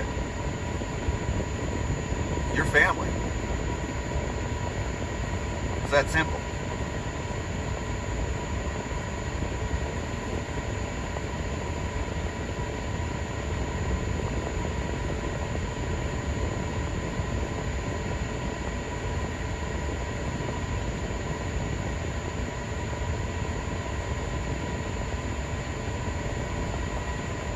I would have to think long and hard about that, Charlene.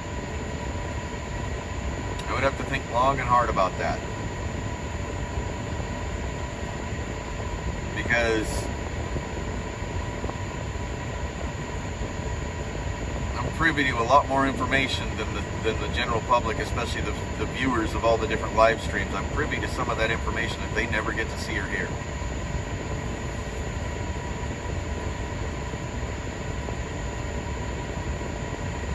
So my heart, my convictions, and my message are torn between all the different movements, not just the 1776. Because all the different movements are pushing the same message. There's no reason not to support all of them. And because of the fact that I am mobile and I can be in any part of this country at any given time, if I happen to be in an area where they're hosting an event of some kind, on a day where I am coming through and I have the time, I will be there. Doesn't matter what state. Because this movement is never going to move forward in DC. DC is done listening. They were done listening after the first week. After the first week when the People's Convoy hit DC and went around the Beltway day after day. After the first week, the politicians in DC quit listening. And they quit supporting, and they quit talking about it. Swept it under the rug. That's what they did. They're not listening, and you're not going to change anybody's view over there. Everything from this point on needs to be purely grassroots in every city in this country. Every town. Every township, every village, every place in this country. And the message needs to be spread by you, by your friends, by your family, by your churchgoers, by everybody you know. The message needs to be spread. The start of this, the start of the fix, the first step that we need to do as people, especially in this election coming up to vote on the Congress and the Senate, and any other politicians in your state. No more third terms. Stop voting for any politician that has had 2 or more terms, and do your research on every candidate running for those seats. Every candidate, because you will be surprised. You might find somebody that's completely on the other side of the fence that has the exact same ideals as you do, and has the exact same voting record as you do.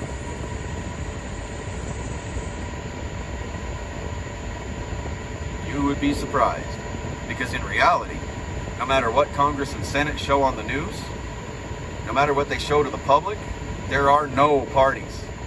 There's only one agenda that they keep pushing forward because they've been sitting in their seat for 30, 40 years. I mean, heck, they've been sitting in that seat long enough to give the crypt keeper a run for his money. I mean, look, if her eyes fall any farther back in her head, they're going to fall out her ass. Excuse my language. You know who I'm talking about.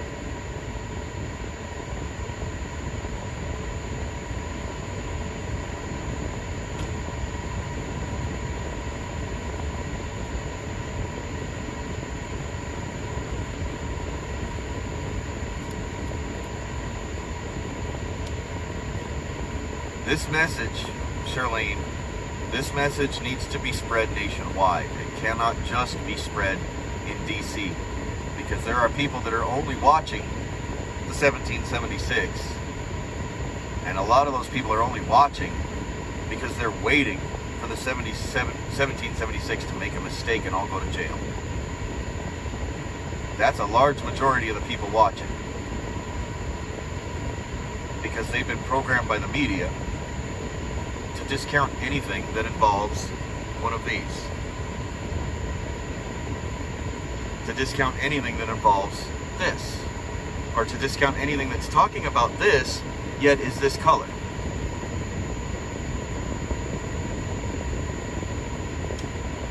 The programming. And those that are supporting, great. Great. The 1776 has a voice. And they are spreading pamphlets in places. But they're in a very small corner of the entire country. And it is the entire country that needs this message.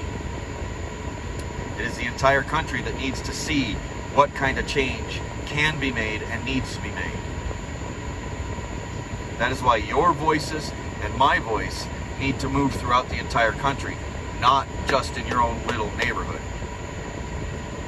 That doesn't mean you have to drive from one part of the country to the other. Well, although I do, because look what I do for a living, okay? I have the ability to do so. You don't have the ability to do so. You live in your small town or your big city or whatever, okay? But you can order boxes of these, and you can put them under everybody's windshield wiper at a shopping mall.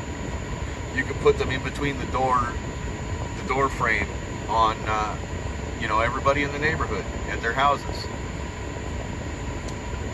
And you can print up pamphlets or flyers with that message, with the advice on how to correct what is wrong in this country today. Stop voting for anybody that has had 2 or more terms, no matter what seat. No more third terms, period. That message can easily be put on pamphlets and put on people's windshield wipers and everything all over your town. You can bring in your friends for barbecues or block parties or neighborhood picnic days or whatever, and you can spread the word with them.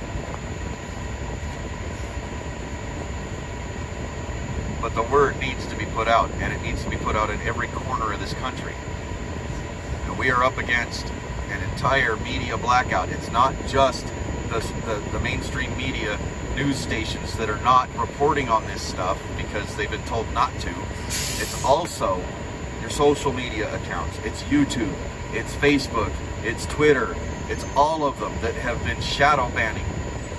They've been blocking and shadow banning the voice and the message from the very beginning because they have been told to by the government or by the people that are pulling the strings to push the agenda. That is why just being in DC isn't going to work, in my opinion. That is also why that just being 1776 isn't going to work, in my opinion. You can be 1776 and you can be the People's Movement and you can be the American Freedom Convoy and you can be all of these things. You can be all of them and you can take part in all of them if they fit your idea, if they carry the same message, if they're headed in the same direction of the things that you're wanting to see for the future, of the changes that you want to bring. Support them all. Back them all. Push all their messages. Because my message isn't the only one. The 1776's message isn't the only one. The People's Movement's message isn't the only one. And each message is a little different. And each message has a little bit different goal.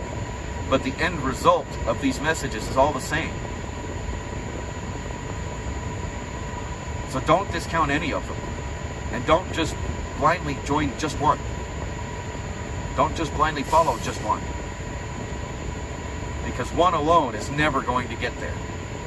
It takes all of us. Like the old saying, it takes a village to raise a kid.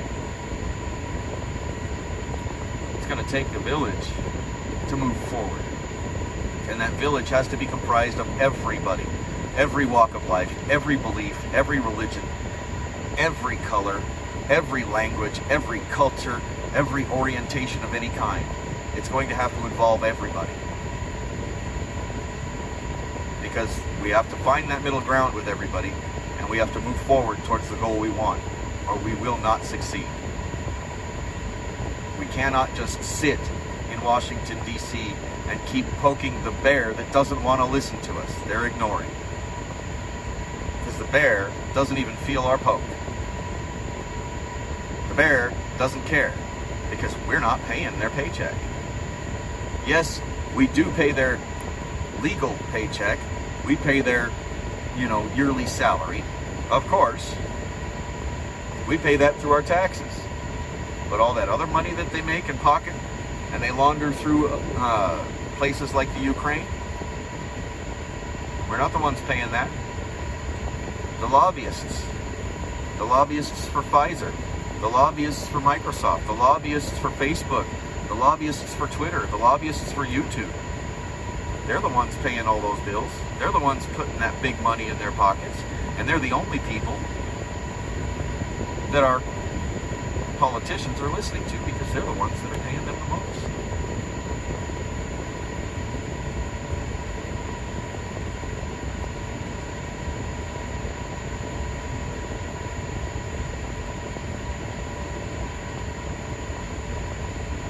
Yeah, well, that amount of funding for me would have to be extremely substantial.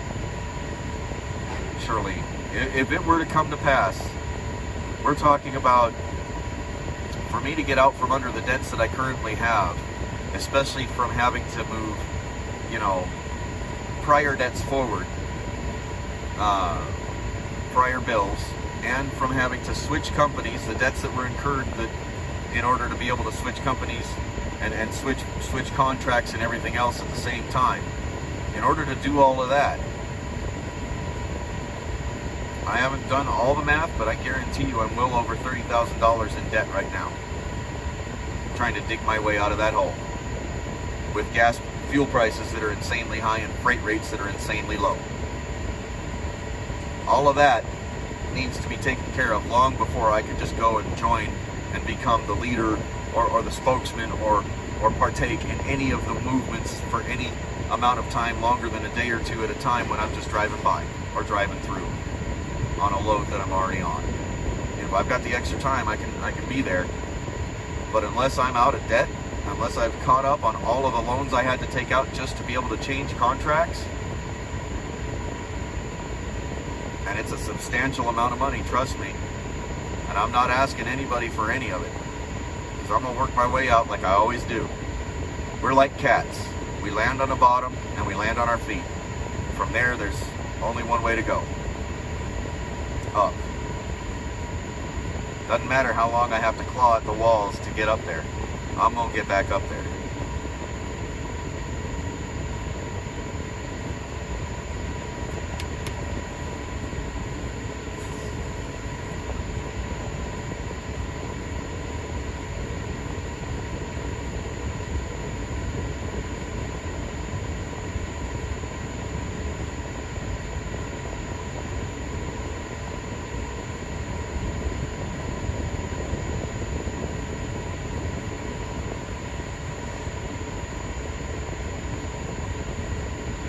Oh, Oregon Pitbull, you're in one of those towns that, the only true traffic jam is when the town drunk falls off of his donkey and falls asleep in the middle of the intersection.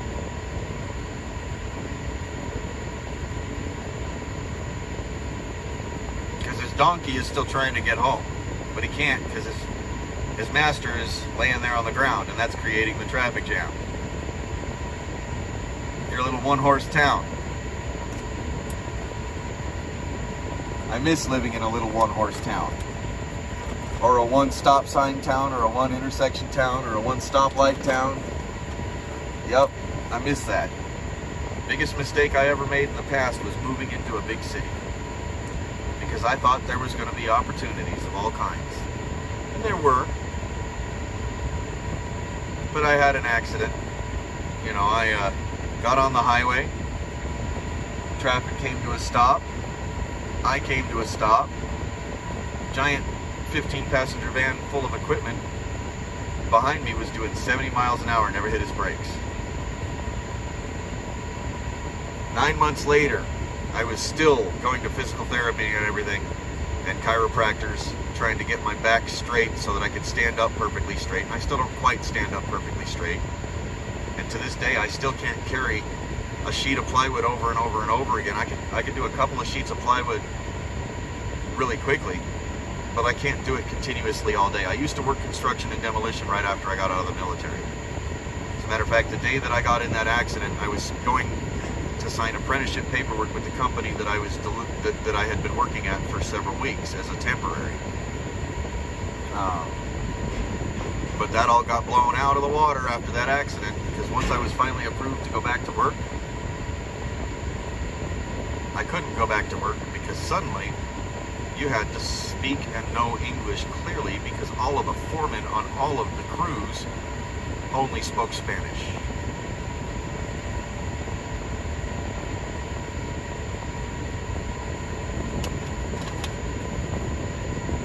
So that's how I ended up back in a semi-truck.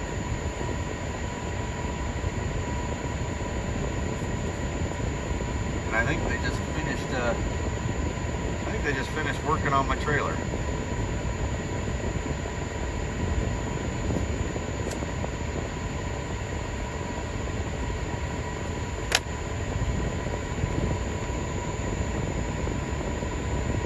Okay, now I can go back and do this.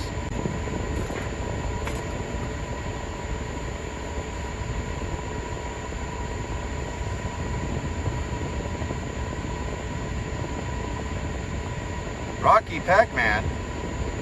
Hello, how are you? Hi, Angela. How are you doing?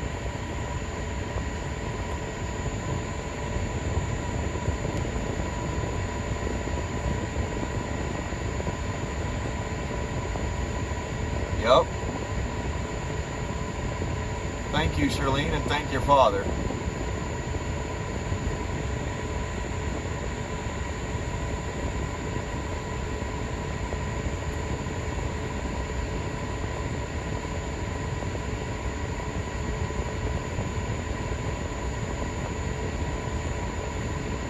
Well, Rocky Pac-Man, if I do, it's only going to be for a couple of days here and there at a time, because I still need to haul freight and make money. I cannot commit. The other thing is, I can't leave the West Coast, or at least the west half of the country, until well after the 4th of July, because I have prior commitments that were made more than a year ago that I cannot pull out of, otherwise it'll cause a major financial issue for me. I have to keep my house afloat, and I have to keep my business afloat. And if I pull out of any of those commitments, everything comes crashing down.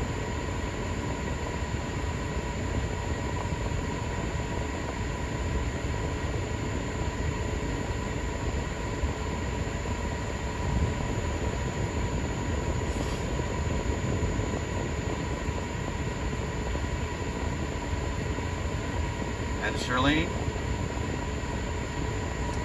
there's a lot of back history that you don't know that caused me to be in that financial hole in the first place that was out of my control. Rosie Rowe knows. And I'm going to give Rosie Rowe permission to tell you. But you need to understand, we don't talk about those issues here, and we don't talk about them anywhere else on anybody else's streams. Because the public arena is no place to be slinging that kind of mud around. So you will be privy to the info, but you can't talk about it.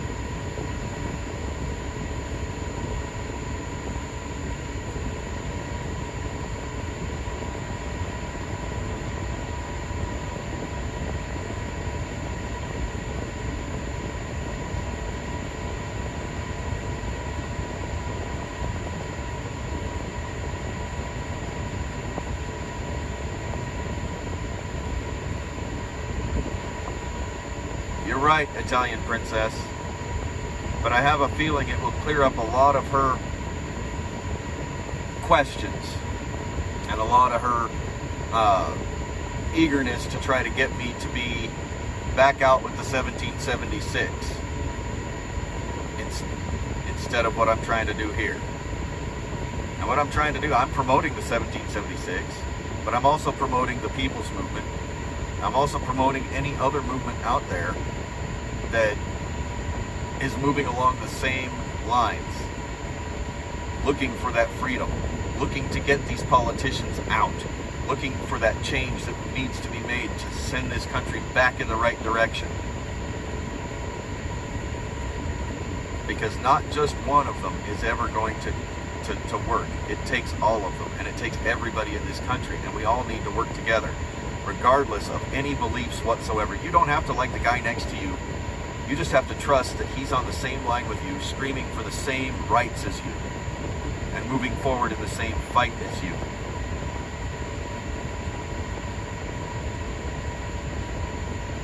It's going to take common ground amongst everybody in this country to move forward.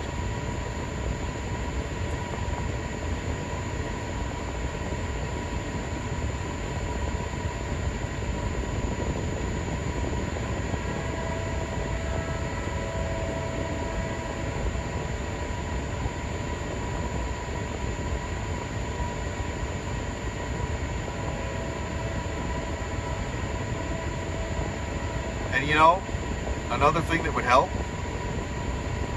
how many people in here have a friend or a family member who is still stuck on every word Q keeps dropping even today? How many people are still stuck there? How many people know somebody that's still stuck there? Show of hands.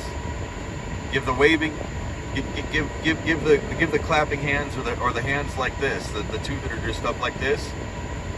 Yeah, the emoji that has two hands up like this. Go ahead and everybody pop that up if you know somebody that's still stuck on Q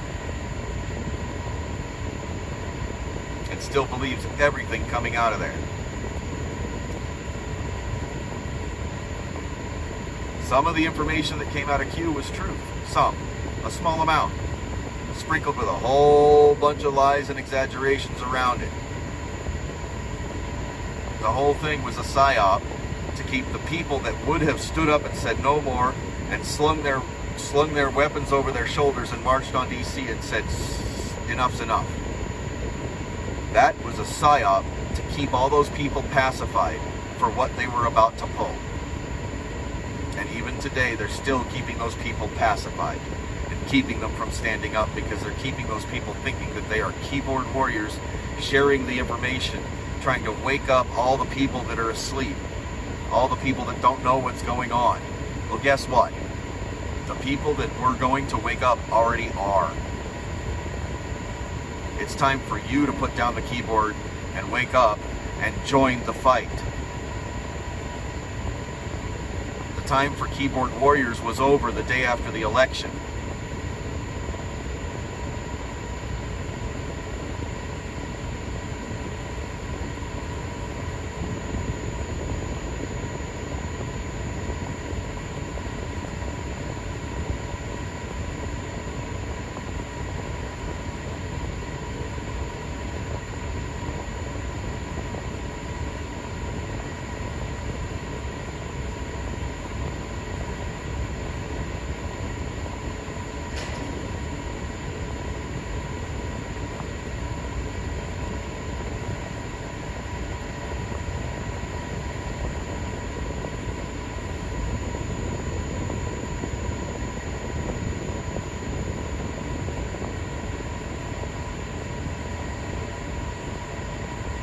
And even after you recruit 10, recruit 10 more. And you know, and it's not so much about recruiting, it's about giving them the message, making them understand what it is that needs to be done to change the path of this country at this moment. Because right now is crucial. We have these votes coming up in November for all of these political seats. And that's where the initial first part of the change needs to happen. If we don't get every single politician that has had 2 or more terms out, if we don't get them all out this next election, then all we're doing is spinning our wheels.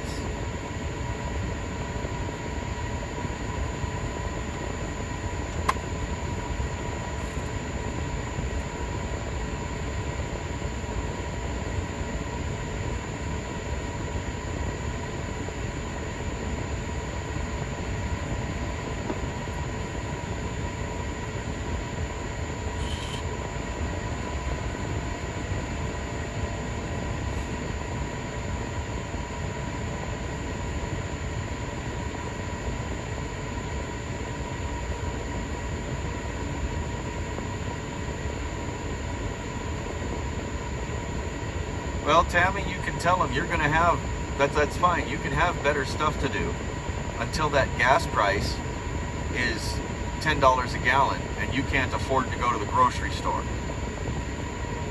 As a matter of fact, when you go to the grocery, if the gas price gets to $10 a gallon, guess what? When you go to the grocery store, there won't be any groceries for you to get because not a single semi-truck in this country will be running. Because we won't be able to afford to. Right now, we can barely afford to. It's hit or miss right now. It seems like every other load I'm losing money on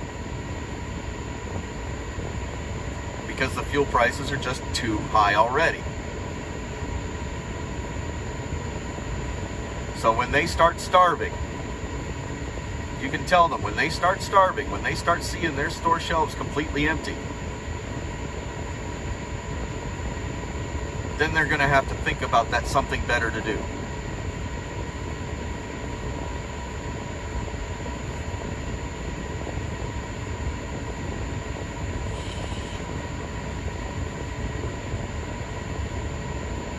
Because everything that is wrong right now is 100% man-made.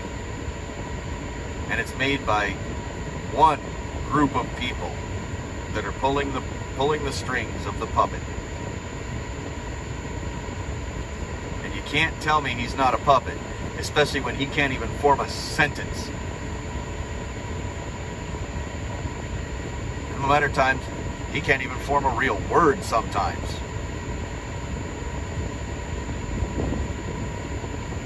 You know, the thing, the thing, you know, the thing.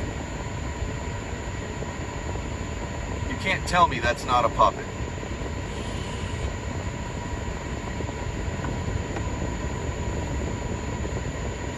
And he's so eager to sign anything that his people put on his desk. I'm signing my name. I'm signing my name. I'm surprised he can remember how to spell it.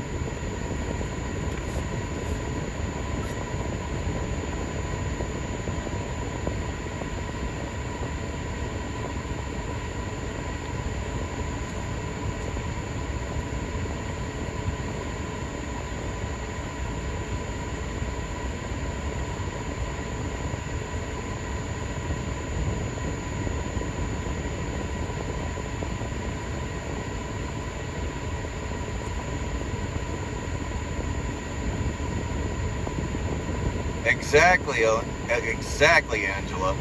Exactly.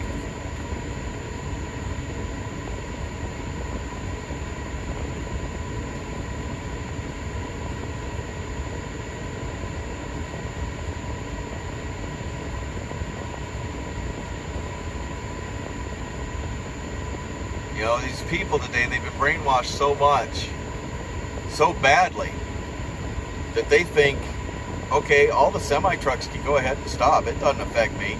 The fuel prices can go ahead and go sky high. It doesn't affect me. I ride my bicycle to work.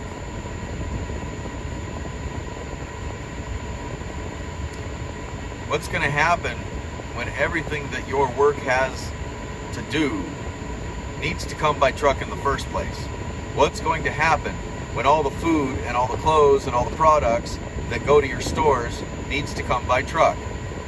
What's going to happen when the prices of those foods go so sky high simply because the fuel prices went sky high? What's going to happen when all these shortages that aren't really shortages, it's just products that are being stored and not allowed to move from point A to point B due to pandemic restrictions? What's going to happen when all of these farms and ranches keep burning or keep being paid not to have their crops or their animals raised? What's going to happen? And we're only this far from it all crashing.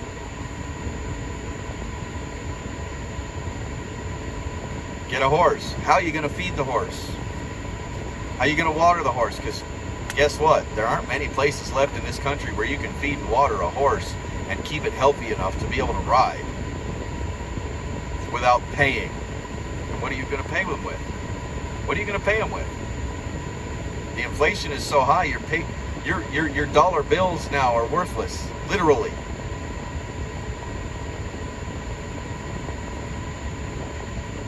You'd be better off eating that horse.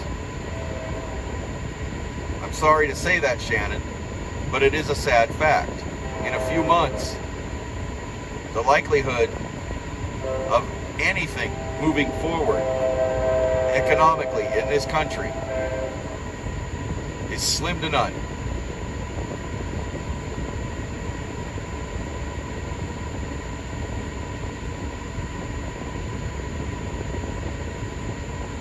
Hey Jen, I can ride a bike. I prefer the iron horse more than the bicycle, but I can ride. I've been riding since I was knee high.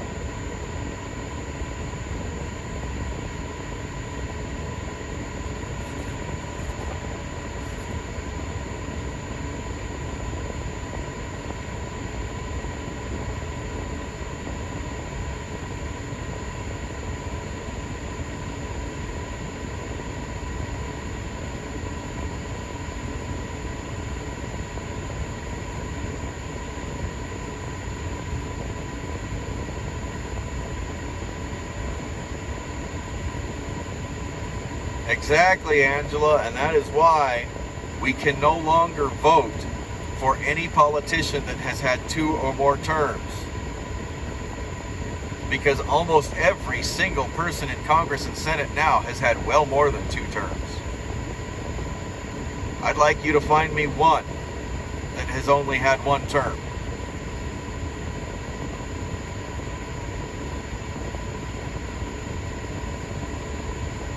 For that matter, how many congressmen and senators have been there for 30 years, or 40 years, or 50 years? How many?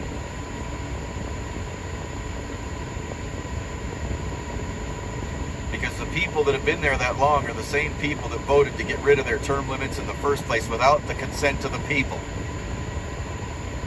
They had term limits. And it's time we use our vote as a term limit.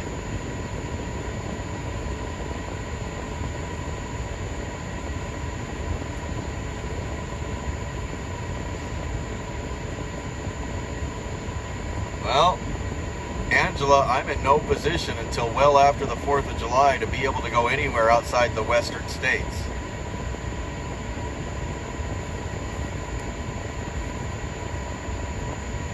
I have commitments that I had made over a year ago that I have to meet. After that, we can start looking forward to something like that. But in the same time, it's going to have to fall in line with me being able to have a load that goes all the way there, or several loads that go there, and it may be going like this all over the country to get there. The other thing is, we need to come up with some kind of fundraising that pays for those bus, or that bus, or those buses, because I'm pretty sure it's going to end up buses. The other thing is, how are we going to get those people back home when they need to be home? Because we can't just be running across the country picking up people and then just dumping them in Washington, D.C.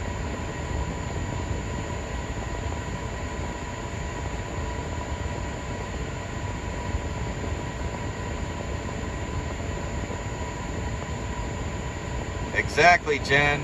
Exactly.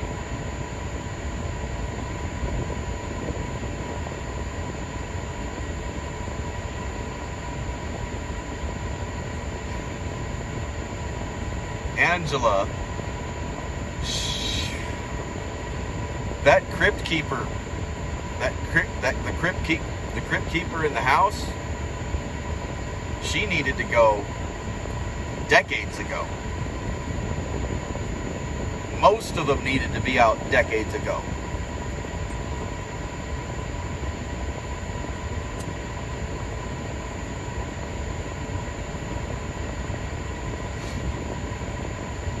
Now, if anybody that's on here right now lives in Meridian, Idaho,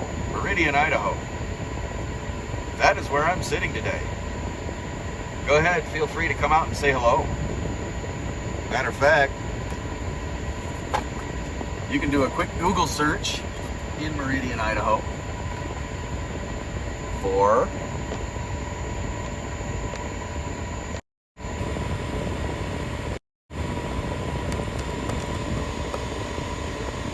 that business that's across from me right now.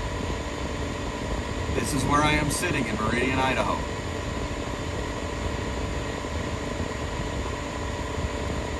Feel free to come out and say hello if you are in the area. Meridian, Idaho.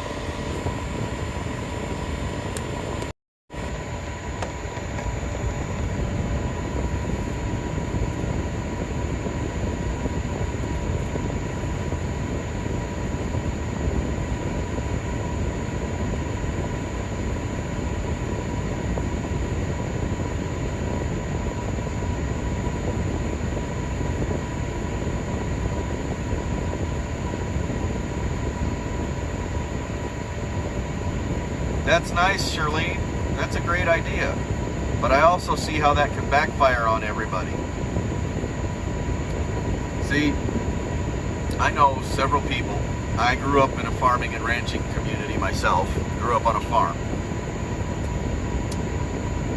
I know people all over this country who are farmers and ranchers, who own their land, and they own the water rights, and they own the mineral rights to their land, because their families have owned that land for generations upon generations. But now, the states are going illegally onto their properties and capping off their wells and their water sources and putting regulatory meters on them and trying to charge them for their water. So what is to stop them from turning around and realizing, oh my God, nobody's paying for real electricity anymore because they've all got these solar panels on their houses and on their properties. We need to come and figure out how to, so they're going to come out to your house and they're going to put one of those electric meters on there and they're going to start charging you for the power that you paid for already by buying the equipment and the battery. And they're going to start charging you for the electricity you're using that comes naturally from the sun. These states are doing that all over the country. I don't see any difference between them doing that with people's water rights versus people's solar rights. Trust me, they will do it.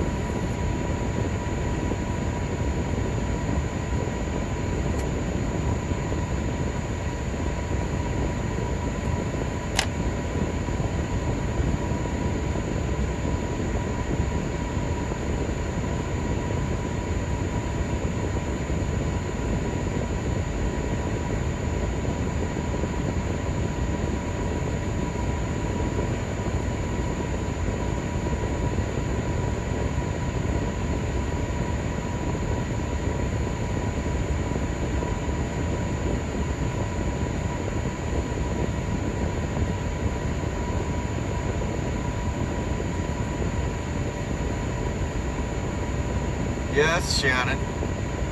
They try to take your water rights and you have a good attorney. That's fine. But you stood up and fought them on it. How many people out there just bow down and take it?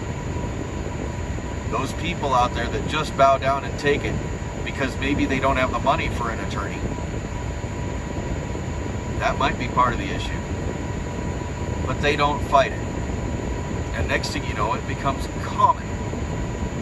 And next thing you know, because it became common, now it becomes law.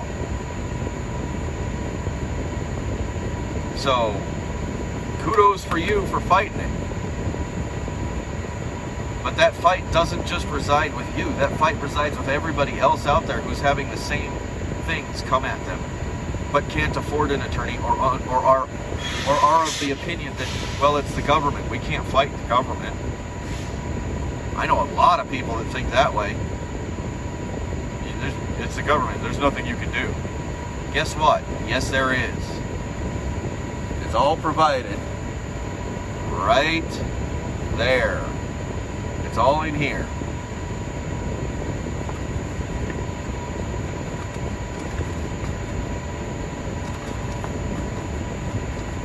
I'm not trying to downplay what you're saying about the solar, but seriously, there are a lot of people, or the water, or the rights, or the fact that you stood up and fought, but there are more people in this country that cannot fight or are unwilling to fight. They just bow down and take it. And at that point, it becomes commonplace. And once it's commonplace, then it can become a law. And then everybody in this country is bent over.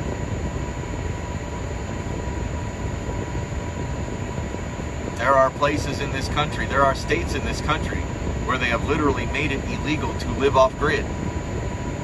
And it's simply because you're not paying the electric company, you're not paying the garbage company, you're not paying the water bill, you're not paying the gas bill, you're not paying any bills. There are states in this country that have made that illegal. There are states in this country that have made it illegal to collect rainwater.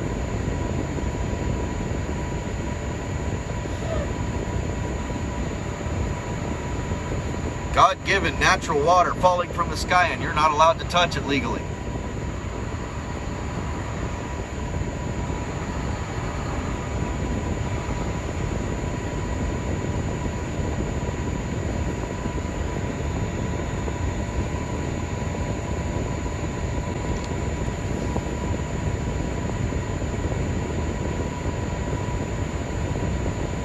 Yep. It'd be nice to be off grid, but you got to make sure your state doesn't already have laws against it.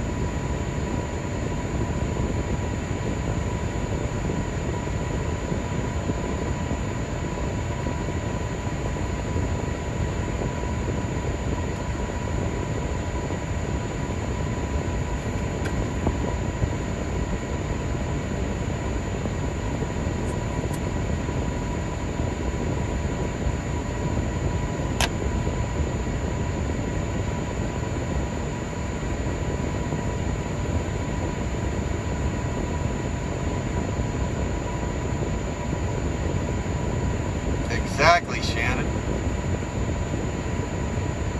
Exactly.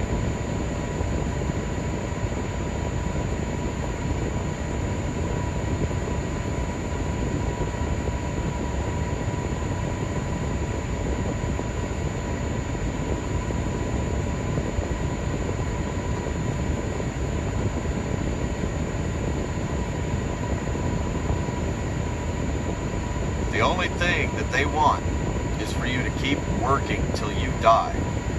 They want you to keep making money so that they can keep taxing you at more than 200%. And I say that because, okay, they say you got like what, 20-25% tax federally, right? But now you got to think about all the other taxes you pay. Every single item you buy has at least 200 to 300% tax on it. Every single item. It's like this. Do you know how much money RJ Reynolds sells these for to the distributors? RJ Reynolds sells these for 50 cents a pack. So realistically, these should only cost you 50 cents a pack when you go to the store to buy them. But every bit of that price above 50 cents is a tax to the federal government and to your state government.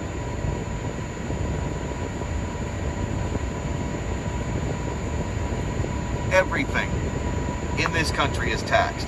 And then they turn around and charge you a sales tax when you go and buy the stuff. And a lot of states tax you on your income as well as the federal.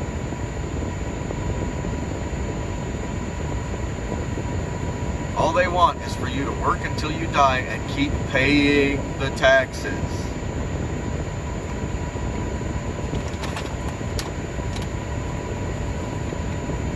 Part of that agenda is to get as many people as they can to not work and just take the handouts from the government so they have an excuse for why all of this money is needed in taxes to the people to help keep those people that are not working alive, right? But that's not where the money's really going.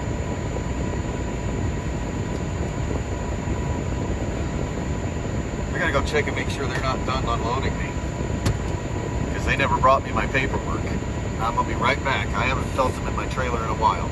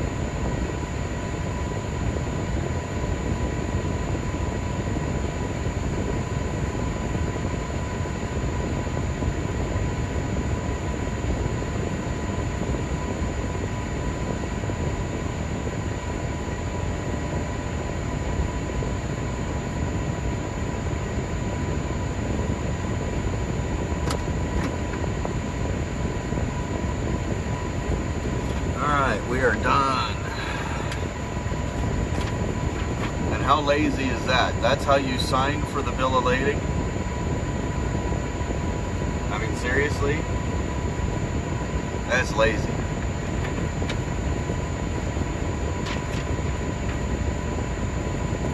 And you literally left it just sitting there and I had to go in and demand it because they were already done. Seriously.